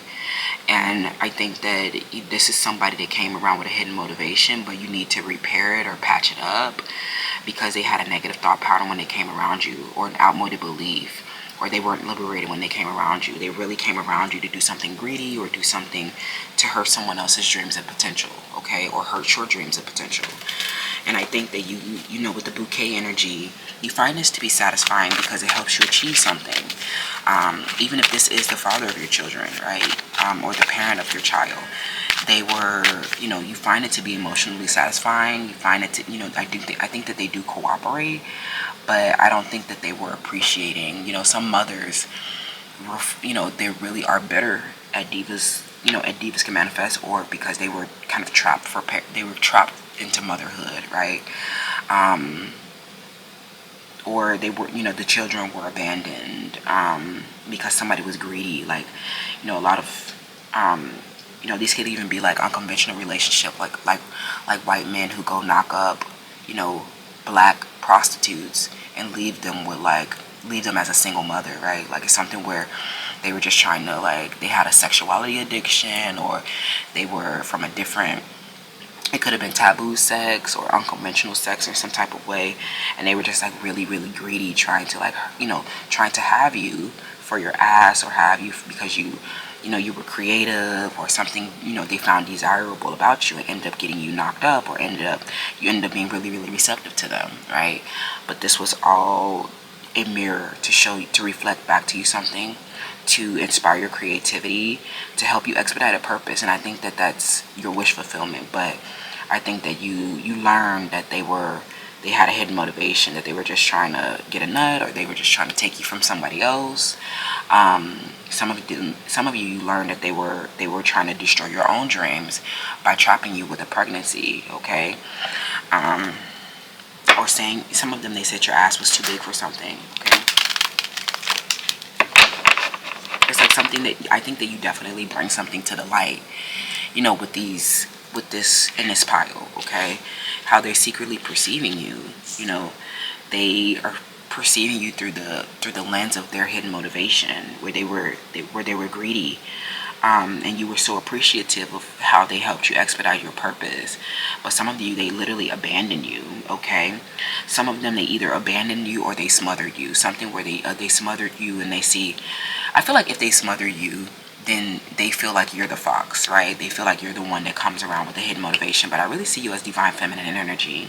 So it feels like they're the fox, right? They're the ones that smother or abandon. It's like something where they might have been smothering you, and when you weren't, like, you're, as divine feminine, you're receptive, right? You're soft and still. And so if they were like smothering, that's not soft and still, actually. Like, it can feel overbearing, actually. And I think that you kind of become you kind of, like, if you're not a mother, something where you kind of become independent from this person, okay? Your creativity, you become detached and independent from, you know, with your creativity. You no longer, like, you might be receptive to them, but you're no longer dependent on them, or you no longer need them to, like, guide you through, right? I think they expedite your purpose or help you achieve a new creative threshold, reach a new creative threshold. And I think that, you know, you were really receptive to the offer of logic, structure, and support that they made. But it was like, these were, you know, egoic generosities, where they just wanted to have more of you because you were greedy. And then they learned, you know, that was like the highest, that was the deepest bliss, that was the highest creativity, right? So that's what I'm seeing about how, you know, how these people are secretly viewing you. How are people secretly perceiving you, okay? You know, when they came around you, they had an outmoded belief or a negative thought pattern, and that was their pseudo self mirroring to you, right? So that you can discern hidden motivations better next time, okay?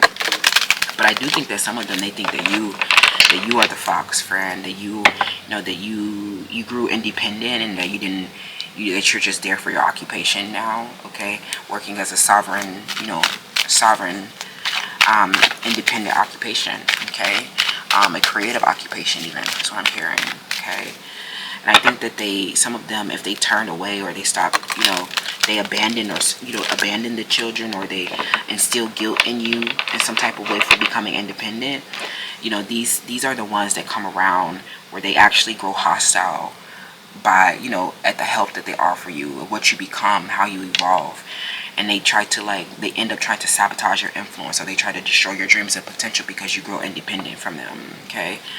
Or you actually achieve something where they were just coming around with the greed, right? So that's what I'm seeing, group 3, about how people are secretly, the 3 of Cups over. These are canceled partners, right? Canceled friends.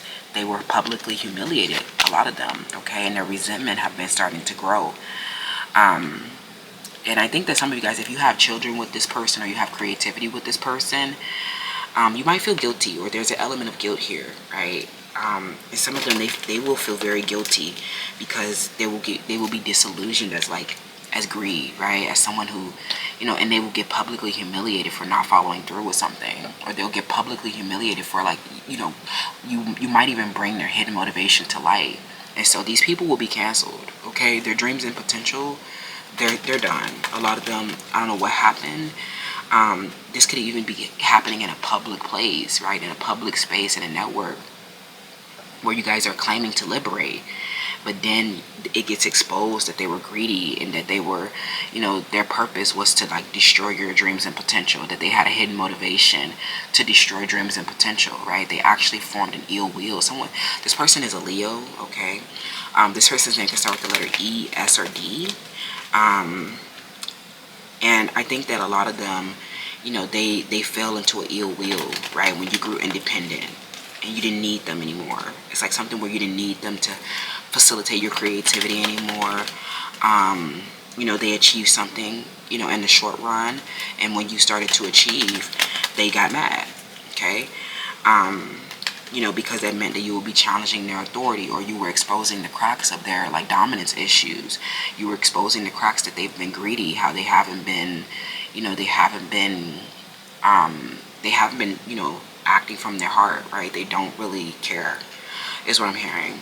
Even if they got you pregnant, friend, they don't really care. And that's a very misogynistic, patriarchal place to be, where you're stuck with the children, or you're stuck with this creative expression, and they're there they were just around for a hidden motivation, or they grew bitter in some type of way. They might have joined in on the gang stalkers, right? They started to betray, right? And their resentment started to grow, right? Because you were so fertile and receptive, and your creativity blew up in this situation. Some of you guys went viral or something like that, or you literally grew your independence from where they were smothering you, right? They were they were trying to claim that they were liberating you, but that was actually their way of trying to impose their own tyranny or assert their dominance and control over a situation. E, S, or D, these partners that may have helped you achieve something, they're actually canceled, right? Because they started to get intoxicated with their power, right? They started to feel like they were responsible for your, they started to, they were saying, they might have even told you something like this. It's oh, I ruined you, or I control you, or you wouldn't be anything without me, and stuff like that. They might have even, or they might have literally just, this is literally them abandoning you after, having sex with you, after getting you pregnant, or after, giving you the D, friend. Something where the party was canceled, they were canceled when you learned their hidden motivations, that this really just was somebody who, they wanted to have control over you, but when you had your own autonomy, they were mad about that, okay? In some type of way, or when you enlightened them, or you were aware of their greed or something like that, they got mad, right? And they started to have an ill will towards you because you were enlightened about their greed and their dominance plays, okay? And how they really were trying to impose their own tyranny while claiming to liberate. It was the irony of the weakness. It was the irony. It was such an ironic hypocrite, right? And some of them, they might be powerful men. They might run Fortune 500 companies, right? They might be wildly successful and charismatic, but they really just got humiliated for having a hidden motivation in this space, right? For having a destructive power that they weren't really, like, they claim to liberate people, but the truth is they're corrupt organizations, okay? They're corrupt organizations, and I think that when you discern their hidden motivation, you know, things fizzled out really. They just became obsessed with your life, or they tried to ruin your life. Like with the Six of Wands reverse, they literally joined in with the gang stalkers after like claiming to liberate you, or claiming to like, you know, wanting to partner with you, or to try to like, they were claiming to like help you achieve something, or they might have just like helped you achieve something, right? And I think that it ends up being something superficial that falls short. And I think that you attain your influence and affluence. You get what you want in this situation, but these partners that help you achieve, they get left behind, or they get caught for being destructive with their power, or like they get caught for doing something unethical within their office. And some of them, this means that like we have to pour on them, you know, like some green tea, baby, like a green matcha ninja. Like we're definitely about to like put you guys out of business for being corrupt and unethical in some type of way. So thank you for helping me achieve and helping me become sovereign with my creativity. But a lot of them, they really just they're getting publicly humiliated for abandoning their children, okay? For being greedy and abandoning their children. Like imagine, you know, you're a man getting like women knocked up. Like, you know, why do you have 12 kids, or why do you have like 15 kids and like 14 different wives, and like baby mama here and baby mama there? Like a lot of this is just superficial shit that falls short, right? And they just keep like having kids or something like that. Or they just become obsessive and greedy. Like we don't like it, right? We don't like it. The powerful men are losing their power, or they're getting publicly humiliated for like abandoning children, right? Harming children, having really unhappy families, and not having, you know, a devotion, not having a commitment, you know, within them because they were too greedy about something, right? And I think that you're divine feminine. And I think that that's what sets you apart from a lot of, and I think that's what really sets you apart, friends. But I think that you're finally ready to let go of some of these partners, because they were not genuine. They were just they were low key trying to destroy your potential. But you end up getting you end up winning anyway with the bouquet. You end up getting what you wanted anyway. Some of you guys, this is just a delayed gratification, and you just need to be independent, right? Because I think that like some of them, they fall short because they want to go spend time with other children, or they have children with other women or something like that, or it's just that they need to go, you know, you're just like unhappy in a family with them. And I think that you get your influence, you get what you want, you get your occupation, and you grow independent, right? While they go, you know, have a burden about the children or something like that, okay? That's what I'm seeing, group 3. Let me know how that resonates, about how people are secretly perceiving you, and I'll see you guys in the next one. Bye. Hi, group 4. Welcome to this selection. So you chose this, what is it, the dragonfly? I don't know. But you chose this like moth, butterfly, dragonfly thing, okay? Group 4. What are people secretly, you know, viewing about you, okay? I think, you know, how they secretly perceiving you. I think that this is actually something that, you know, I think that they see you as emotionally satisfied. I think that they see you as very contented. So I don't think that you were really bothered by their shadow dominance plays. I think that nobody can move you out of your seat. And you know, the richest man in the world with a gay ass can't even move you about your seat, friend, okay?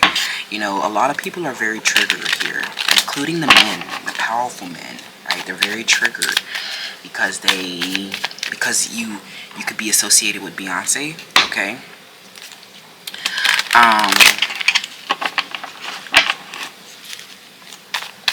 some of them, they're fat. And so, I just, I don't think that you have to judge them, but I think that, they have a different quality of life if they're fat. Okay. Um, so, I think that you just take that into consideration when engaging with fat people. Um, we give them space to roam, to grow. But if they've gotten this big and they've been big, they like their whole life like this, it just feels like they really don't have control. And they really, they've spent a lot of their life, big or something like that. It's just a totally different state of existence.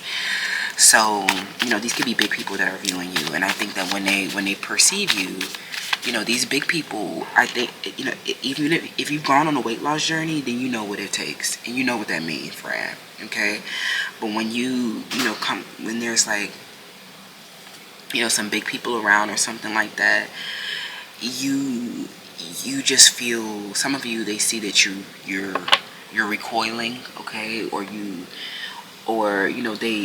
they become physically intense about something. Okay, big people, they might have a physical reaction to you, especially if you're looking fit and looking like you have their dream body. Okay, so let's get into some cards though. Group 4. Okay, we have expectation. These people, they're looking for something. Okay, they might look at your hands a lot, and I think that they're searching for something. Like if these are people of color, they're always looking for something. And I think that you're trying to, I think that both of you guys end up, there's an awkward silence, or there's an awkward amount of accuracy here. Okay, so it is where they're expecting something. And when you don't meet that expectation, they're kind of just really challenged or confused. Like some of them, they stare a lot. Okay, and if these are big people, and they just start staring at you or watching you or something like that, I don't know what these big people be having, the stories that they're having in their head about things. It's like they have, they might have a narration going on, or they're not really, they're trying to imagine what life could be like if they had their dream body, right? If they had, if they were like, if they were like you. Okay, some of y'all are at the gym, and so if there are big people at the gym, be happy that they're there and just hold space for them. And so if you catch them watching you, especially if they're at the gym, they're probably trying to learn what to do, and be kind, because they're there to work on themselves. That's a good thing, right? They're not just any big person. They're a big person at the gym, there to work on themselves. That's what they're supposed to be. So, but just know, if they've gotten to this point, right, they've already been out of control their whole life. Okay, so I think that we have the house, and then we have marriage. Okay, people are seeing, they're viewing your house and marriage, right? So, a lot of them, this could be your house and marriage, or they see that you're getting ready for your house and marriage. Okay, so this is interesting energy. Let's get more cards. Group 3, or group 4. So I think that a lot of them, they could see you, and they could have, if this is about a weight thing, this could be about anything, but they could have really a lot of expectations about your house and marriage. They expect you, of course, when they see you, to have a house and marriage, right? And some of you are like, look, I don't have no house and no marriage. I'm here traveling. I'm here being free, being a wild, hottie out here, okay? Hot girl summer, right? So, for others, though, they know that you're married, and, that you have a house. And so some of them, you could be like, you could be wondering why they're coming around you, because, both of y'all are married and have homes or something like that. or you know that some people are coming around you, um, just to view your house and marriage. But let's get more cards, group 4. What are people secretly perceiving? Yeah, they're secretly angry about your house and marriage. You know, some of these people are big people, okay? And so they they definitely get angry about your house and marriage because that's a totally different life, right? So, have compassion, for people who are big, and because they've probably been sad and angry their whole life, because like imagine living your life big, right? That's not a good quality of life. We don't care how many social programs you make trying to normalize obesity. We're not normalizing it. Okay, you guys are really angry and sad trying to walk around like you're body positive when they know that the dicks that get hard for you are not the dicks that get hard for them, right? And so, I can't imagine, what marriage in a home looks like for somebody fat. Like what kind of sex life do you have? What kind of home do you have? It just doesn't. It's a very different approach, right? And some people will try to defend obesity. Okay. For others, though, I think that there is a situation here where these could have been girls at the dance studio or the yoga studio, and when they heard about your house and marriage, or they learned about it or something like that, or these could just be anybody. But I'm particularly for some of you guys, you guys could be pole dancers, and you could have gotten pregnant recently. And some of them, they didn't know that you had this house and marriage, right? They didn't know that you were, like, all they saw was your pole work or something like that. For others, when they heard news, either way, right?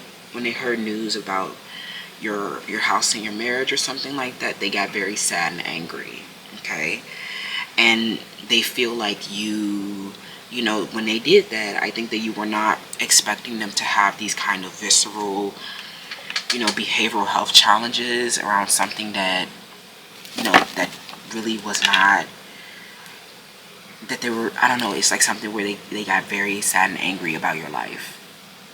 Or even if these are strangers, they see you and they get very, very sad and angry about your life, okay?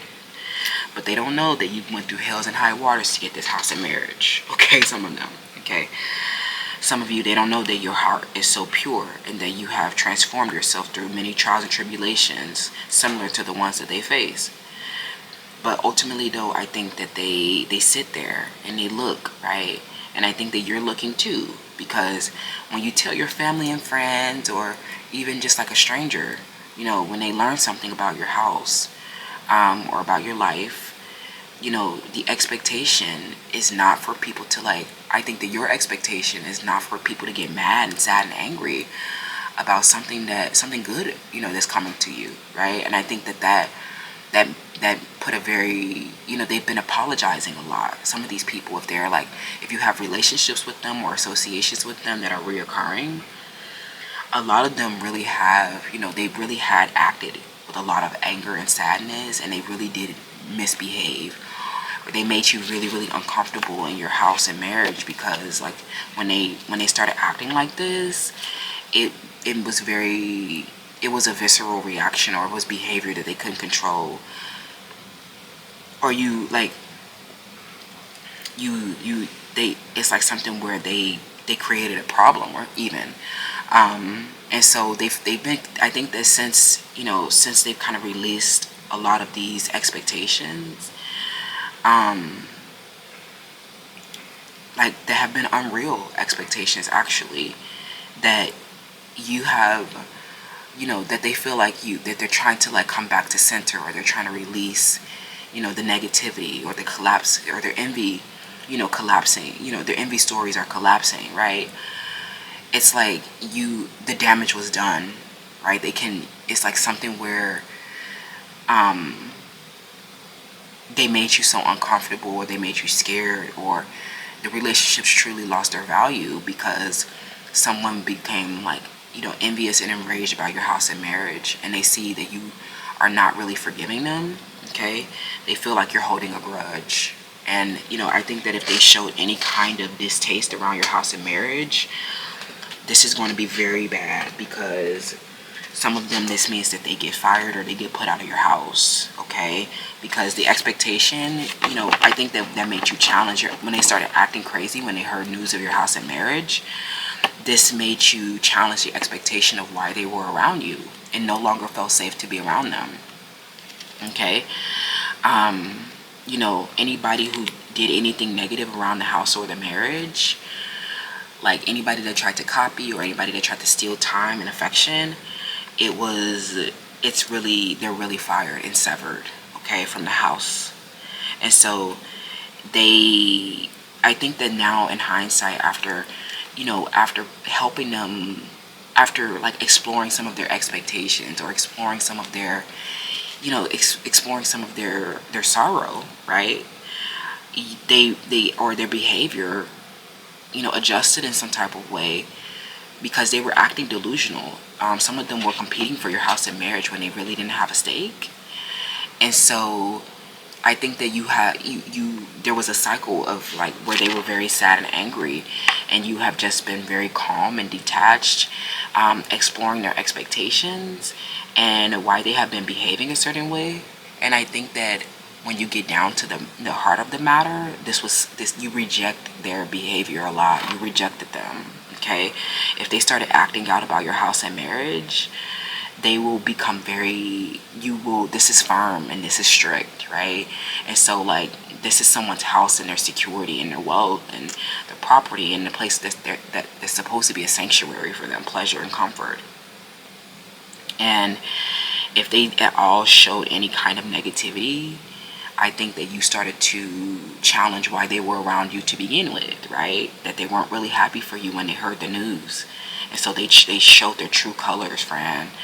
They showed their true colors when they got angry and sad, right? Some of them, they jumped out in the color yellow when they heard about your house and marriage, right? And so, when they jumped out and let you know that they were triggered, I think that you stopped liking them, okay? And so, they might have gotten fired from the organization. They might have gotten, they're getting severed or something like that because they became a health and safety challenge around your house and marriage. So, they feel like that you won't forgive them, okay?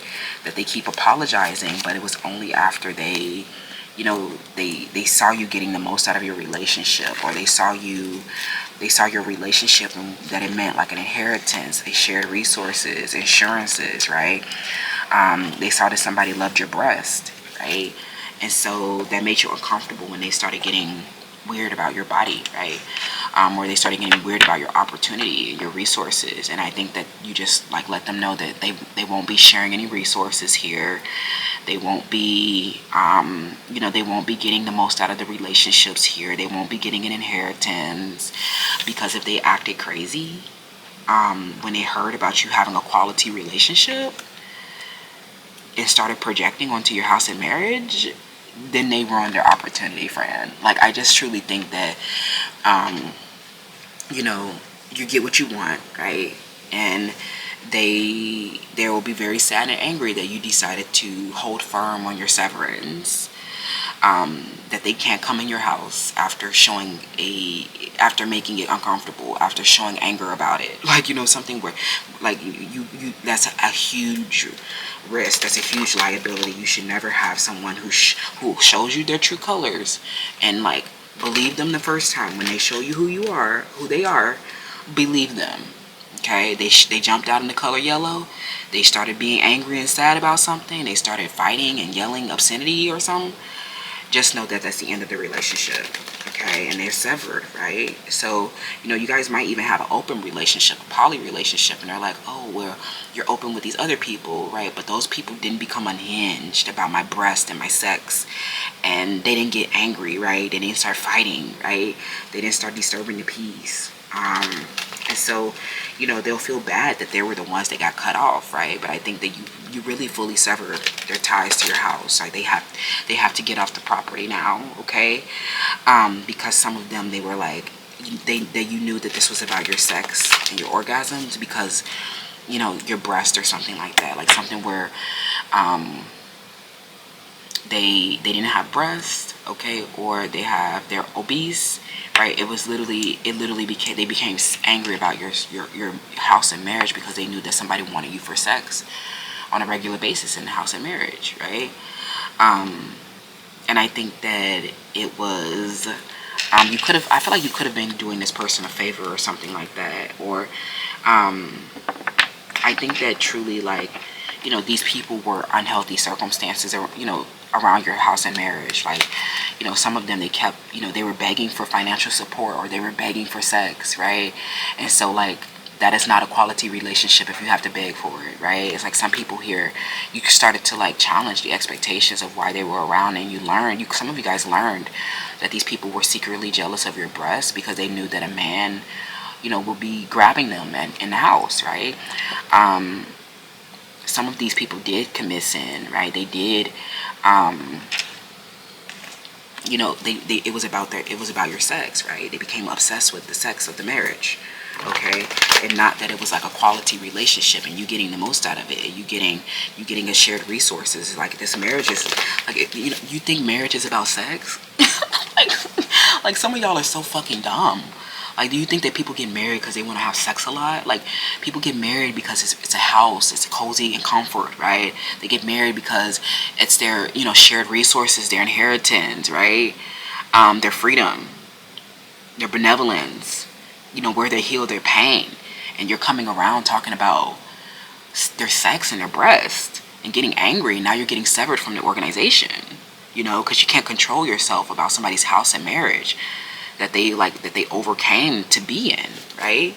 So no, it's like when you saw somebody overcome something and then you grew unhinged when you heard about their house and marriage. Do you think I'm gonna let somebody be around me when they were aware of what it cost? They witnessed what it cost, friend. They witnessed you in a lot of bad relationships, right? And so when you finally got this good one that helped you overcome your pain and heal your pain, someone to help you free yourself, right? You're canceled, bitch. It's like, y'all, it was like these people were very aware of what you've been through, okay? They witnessed what it costs. And I think that all you did was encourage these people. All you did was support these people, right? And all they did was saw you study, saw you work, right? And so when they heard about your house and marriage, they became obsessed with your sex and orgasms, right? And your breasts, and why your partner was choosing you, right? Or something like that. And so, they were very sad and angry. And I think that helped you realize, that they were not coming around to celebrate you. They were not coming around, for benevolence. They were coming around to see if they can steal or compete, honestly, okay? Group 4.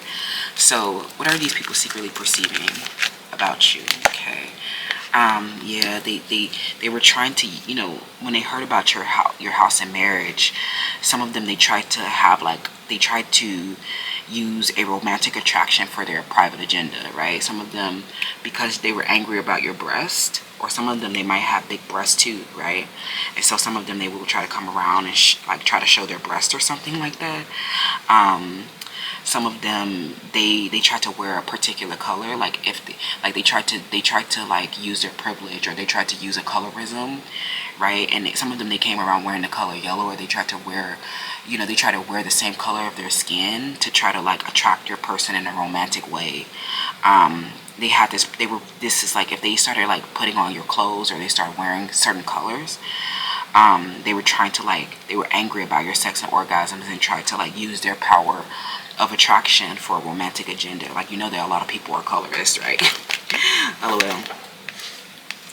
And and I think that actually, that's really awkward, right? Because they shouldn't have been trying to like attract your partner, because that was like the stuffy, conventional, and predictable behavior, right? A lot of them they're really big conventions, right? And so, I think that at the end of the day, it wasn't about sex or romantic attraction. It was the fact that you made them look like a convention. You made their house look less special when you were the one that was offered the marriage. Okay? You made them look like, their private agenda was exposed. Okay? Simply at the announcement, right, where they can no longer act like they were benevolent. They can no longer act like they were cool, right? Some of these people are begging for your mercy, and they feel like you will not forgive them. And I think that people are saying that, how they're secretly perceiving you is because, like, something where they started a lot of gossip about your house and your marriage, or they tried to attract your person romantically. And I think that just, you're like, no, or something like that. It's like something where people are saying that you're now relying on a mechanistic solution and that you don't have regard for the emotional consequences of this person. There's somebody that was in your house, or friends of the house or in the network, that asked your married partner for sex. Okay, they asked your married partner for sex, or they were trying to attract your married partner for sex. They were trying to trick them into sex, and that was like the conventional, stuffy, and predictable behavior. People are saying that you do not have regard for the emotional consequences because they know that people will become mad about your body type or your breast or they will get angry about something, right? But I think that what they need to emphasize is that you've always represented freedom, benevolence, and mercy. And if this person gets cut off from the house, they're saying that you don't have regard for their emotional consequences, that you don't have regard for the financial consequences, that and that you don't care to design a solution for them. Because I think that what happens is that, like, maybe you are becoming mechanistic in a situation because you felt that their private agenda was duplicity, right? Some of them, they try to attract your person with hair, or they try to attract your person with trying to mimic your outfits, or trying to, like, put on colors to try to, like, farm your aura, right? Something where they try to farm your aura so that they can, like, attract your person for, like, to try to attract them romantically by aura forming, okay? And that was their private agenda. And I think that like, their private agenda was exposed, they can no longer act like freedom, benevolence, right? They can no longer, with the expectation of the house was freedom and benevolence. When they heard this news and grew visibly angry and sad and uncontrollable within their behavior, because they knew that you were having sex and orgasms in your house, and that they were just like friends of the house, or they were not the people getting the sex and orgasms, they started projecting onto your breast or your hips or something like that, like something where they started projecting onto your core, and they started to show like an uncontrollable emotional like insecurity. Like, our authorities in the terminal, they're saying like that I'm being, like, for example, they're saying that I'm being mechanistic with these severances, when someone became unhinged about my body, right, and my sex and my orgasms, right, when they were like, it was all a private agenda, right? And I think, like, you'll look at some of the authorities like Elon Musk, Beyonce, Sam Altman, President Donald Trump, and there's a lack of a solution here, around people who have been, in my house, and I don't want them there, right? And they've been, like, begging for sex and orgasms. They'll even ask you, because you guys are married, right, and your house represents cozy and comfort, they might offer both of you sex and orgasms, and I think that you're just like, I don't want to have sex with you, okay? And they've been trying to, like, some of them, they'll try to attract you first, right? Like, if they see you guys are married, they'll try to attract you and your romantic partner. And I think that, when you realize that they were angry and sad about your house, you started to sever without any kind of, you started the severance protocol without, without regard for their emotional consequences. It's like some other people in the house, they might feel sad and angry, or they might feel emotional consequences, with the severance, and we just don't give a fuck. If you were around my house doing something inappropriate, like, remember that this is my house. And we're free to remove people as we see fit, okay? So there are authorities that keep showing, like, in the terminal, that keep showing an emotional insecurity about someone who has a problem with your face, or have a problem with your boobs, or the reason why you were chosen for the marriage, right? And this is like a common dilemma where they'll have to, like, this severance will reflect a common dilemma where it might make a lot of people mad and angry, because it reflects why they didn't get chosen for marriage, right? Why so many people in a common dilemma are not, they just get rendered as conventions, get rendered as predictable behavior, get rendered as people who weren't chosen for marriage, right? But, and I think that some of them, after realizing that they were a common dilemma, or after realizing that they, something where they got angry and sad, and they were like, this behavior was predictable. Some of you guys predicted their behavior, and you knew what to protect around your house, right? Because some of them, they tried to like, I don't think that the seductive qualities were positive, Fran, because the Don Juan energy came out in the shadow aspect. I don't think you or your partner was feeling this energy. I just think that they, I think that somebody wants you to grant them mercy, and I just think that it's a no. We don't show mercy, because some of these people, they knew what you went through, and their true motivations for coming around you when they heard about this good news came to light, right? And so if anybody showed if they winced or cried aloud at all when they heard news that you were free, that you were getting, that someone was free enough to marry you, that, in this, some of you guys were in dire strait, or you were a damsel in distress, and people, like, they literally witnessed what it cost, and then still got mad when they heard you getting a wonderful opportunity, right? When they heard you getting a resolution, they were mad. And so that showed you everything that you needed to know, Fran, okay? They let you know how they really felt about you. And so their true colors are showing. If they were mad, no, you don't have to show them mercy. Stay mad. But about my motherfucking house, bitch. They're saying that you're being, how they're secretly perceiving you. They're saying that you have the control, or you have the authority over the house, or you have the immovable position, right? And somebody came around offering you guys sex, and they said that you said no, right? And there were a lot of emotional consequences when you rejected these people for sex. Like, like, I'm not going to have sex with somebody angry or someone that likes my boot. Like, I don't know, something where they started showing, emotional insecurities about your face card. Like, they were the Three of Swords when they saw your face, right? And that your partner chose you because of your face and breasts. You know what I'm saying? And so, it just, like, does that make you want to have sex with them? Like, some of these people are fluid or something like that, or your house is fluid. They're saying that there are emotional consequences with this person that was angry and sad about your life, okay, about your resolutions. And so it was not, I don't think that they were getting attracted to in the right way, friend. They were not actually, some of them, they tried to act like, it was not a positive seductive quality. It was like, it was something oppressive. It was colorism. It was somebody who had a common dilemma.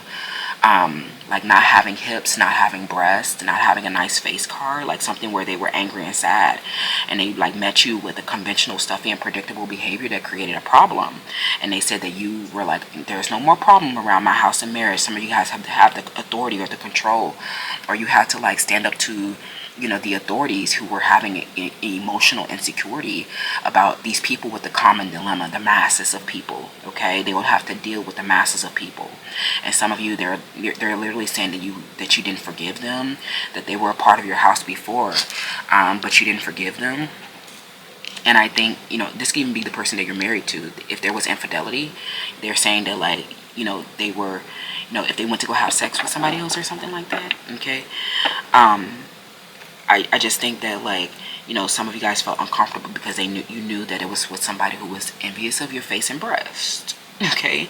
And so some of you, your romantic partner had the common dilemma also.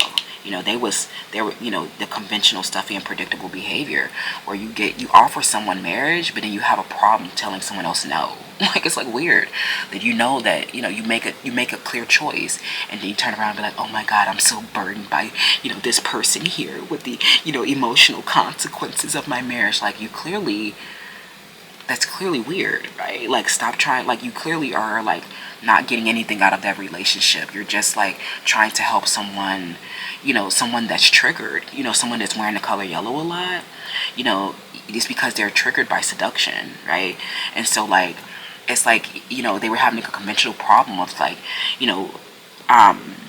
regarding someone else's emotional consequences or someone's emotional state too much, and you're just like, I don't care about their emotional consequences. Like, we don't care, because that's not, some of it was a sin, some of it was like literally destructive behavior, or someone that was obsessed, right? someone negative, someone that wasn't free, or someone that truly revealed to you that they didn't want you to be free, right? But some of them, you guys share a network with them. You have previous commitments or bonds and contracts with these people towards your house, and they're saying that you've become mechanistic around it, that you don't care about the emotional consequences. You don't care how it'll make some people sad, or you don't care how, a lot of people will get mad. I think the common dilemma is not, they're saying that you should forgive because it was a common dilemma, and that they're just like somebody that follows your trends anyway. They're just someone who, who doesn't have boobs too, right? There's a lot of people out there that don't have boobs, right? A lot of women that don't have hips, but you're just coming around, free and benevolent and mercy, and you're not, they're saying that you're not granting mercy to someone because you saw them as duplicitous, and especially if they were aware of what it cost, right? And so I think that, that's what they're saying. Okay, they know that people will be sad and angry, and that's the emotional consequences that we don't give a fuck about, because it's your house and you can do what you want to do now. Okay, yeah, the emperor.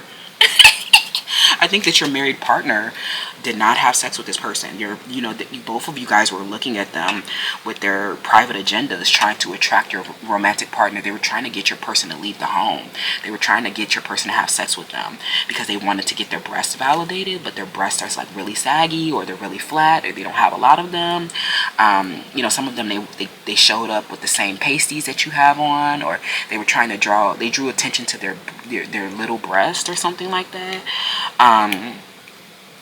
Or they were trying to do something like they were trying to mimic your orgasms, or they were trying to mimic your seduction to try to give your person an orgasm. And your person was just like, I'm very stable in my relationship, because this relationship, like, to marry somebody is not about sex, you fucking idiot. And that's the stuffy, predictable, and conventional behavior, right? Marriage is not about sex, FYI. Okay? Your partner didn't choose to marry you because of your big breasts or any of that. It's because you guys had practical expressions, creative energy, and a lot of fucking wealth, right? And so when they heard about you guys having this, getting the most out of this relationship, right, where it wasn't just about sex, it was about you guys having a structure around your relationship where you both benefit, right? It represents freedom for you and your partner. And they made it about sex, or you shine light on some type of negative thing. And they say that you were not, that they're saying that this just reflected this person's pain. And so the authorities like Beyonce, Elon Musk, and President Donald Trump, we're all in the terminal with someone who's been violating, and they've been overwhelmed by someone else's pain about my life. So we don't care, because you've been witness as to how this hasn't been, this hasn't been an easy walk of life, right? And so no, we don't care. They're saying you've become very mechanistic, or you're moving with force now. Okay, you're moving with force because somebody was trying to steal creative energy to try to attract your person romantically, to steal your marriage and house. And so no mercy for somebody who tried to steal the house. We're done.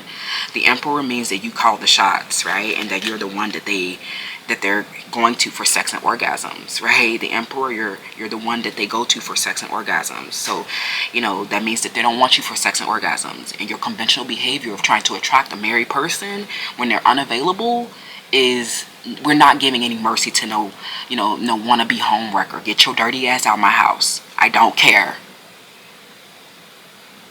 Someone's name is Paige or Anna or Sage or Jane. Like some of these people who have a really big internal struggle about your house. And they keep they want to be, they see that the house represents freedom and benevolence, but they keep fleeing with an envy, right? And you and your partner are just sitting there like, you're just like a really selfish person that can't control themselves, right? The Three of Swords, you're heartbroken because you were rejected for sex. They said no. They're not moving forward with somebody who mimics, the seduction. Like, you look like a fucking weirdo. So, your behavior literally driven by a selfish and intense desire to try to it's a private agenda to try to uproot your house and marriage.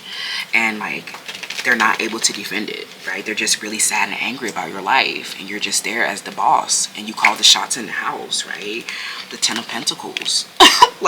This is your house, and your married partner keeps asserting and reaffirming your position. They keep asserting you as the authority here. And I think that, there's somebody here where there might be, there are emotional consequences for like their behavior. I don't know what's going on.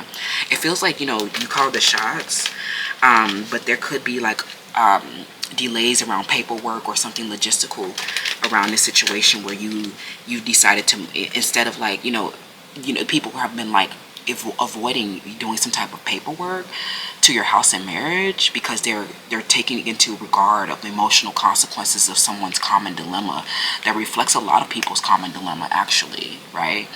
So, I think that that is something that you need to kind of consider for marketing purposes, especially if it involves product sales or something like that. People might become so angry about the marriage, right?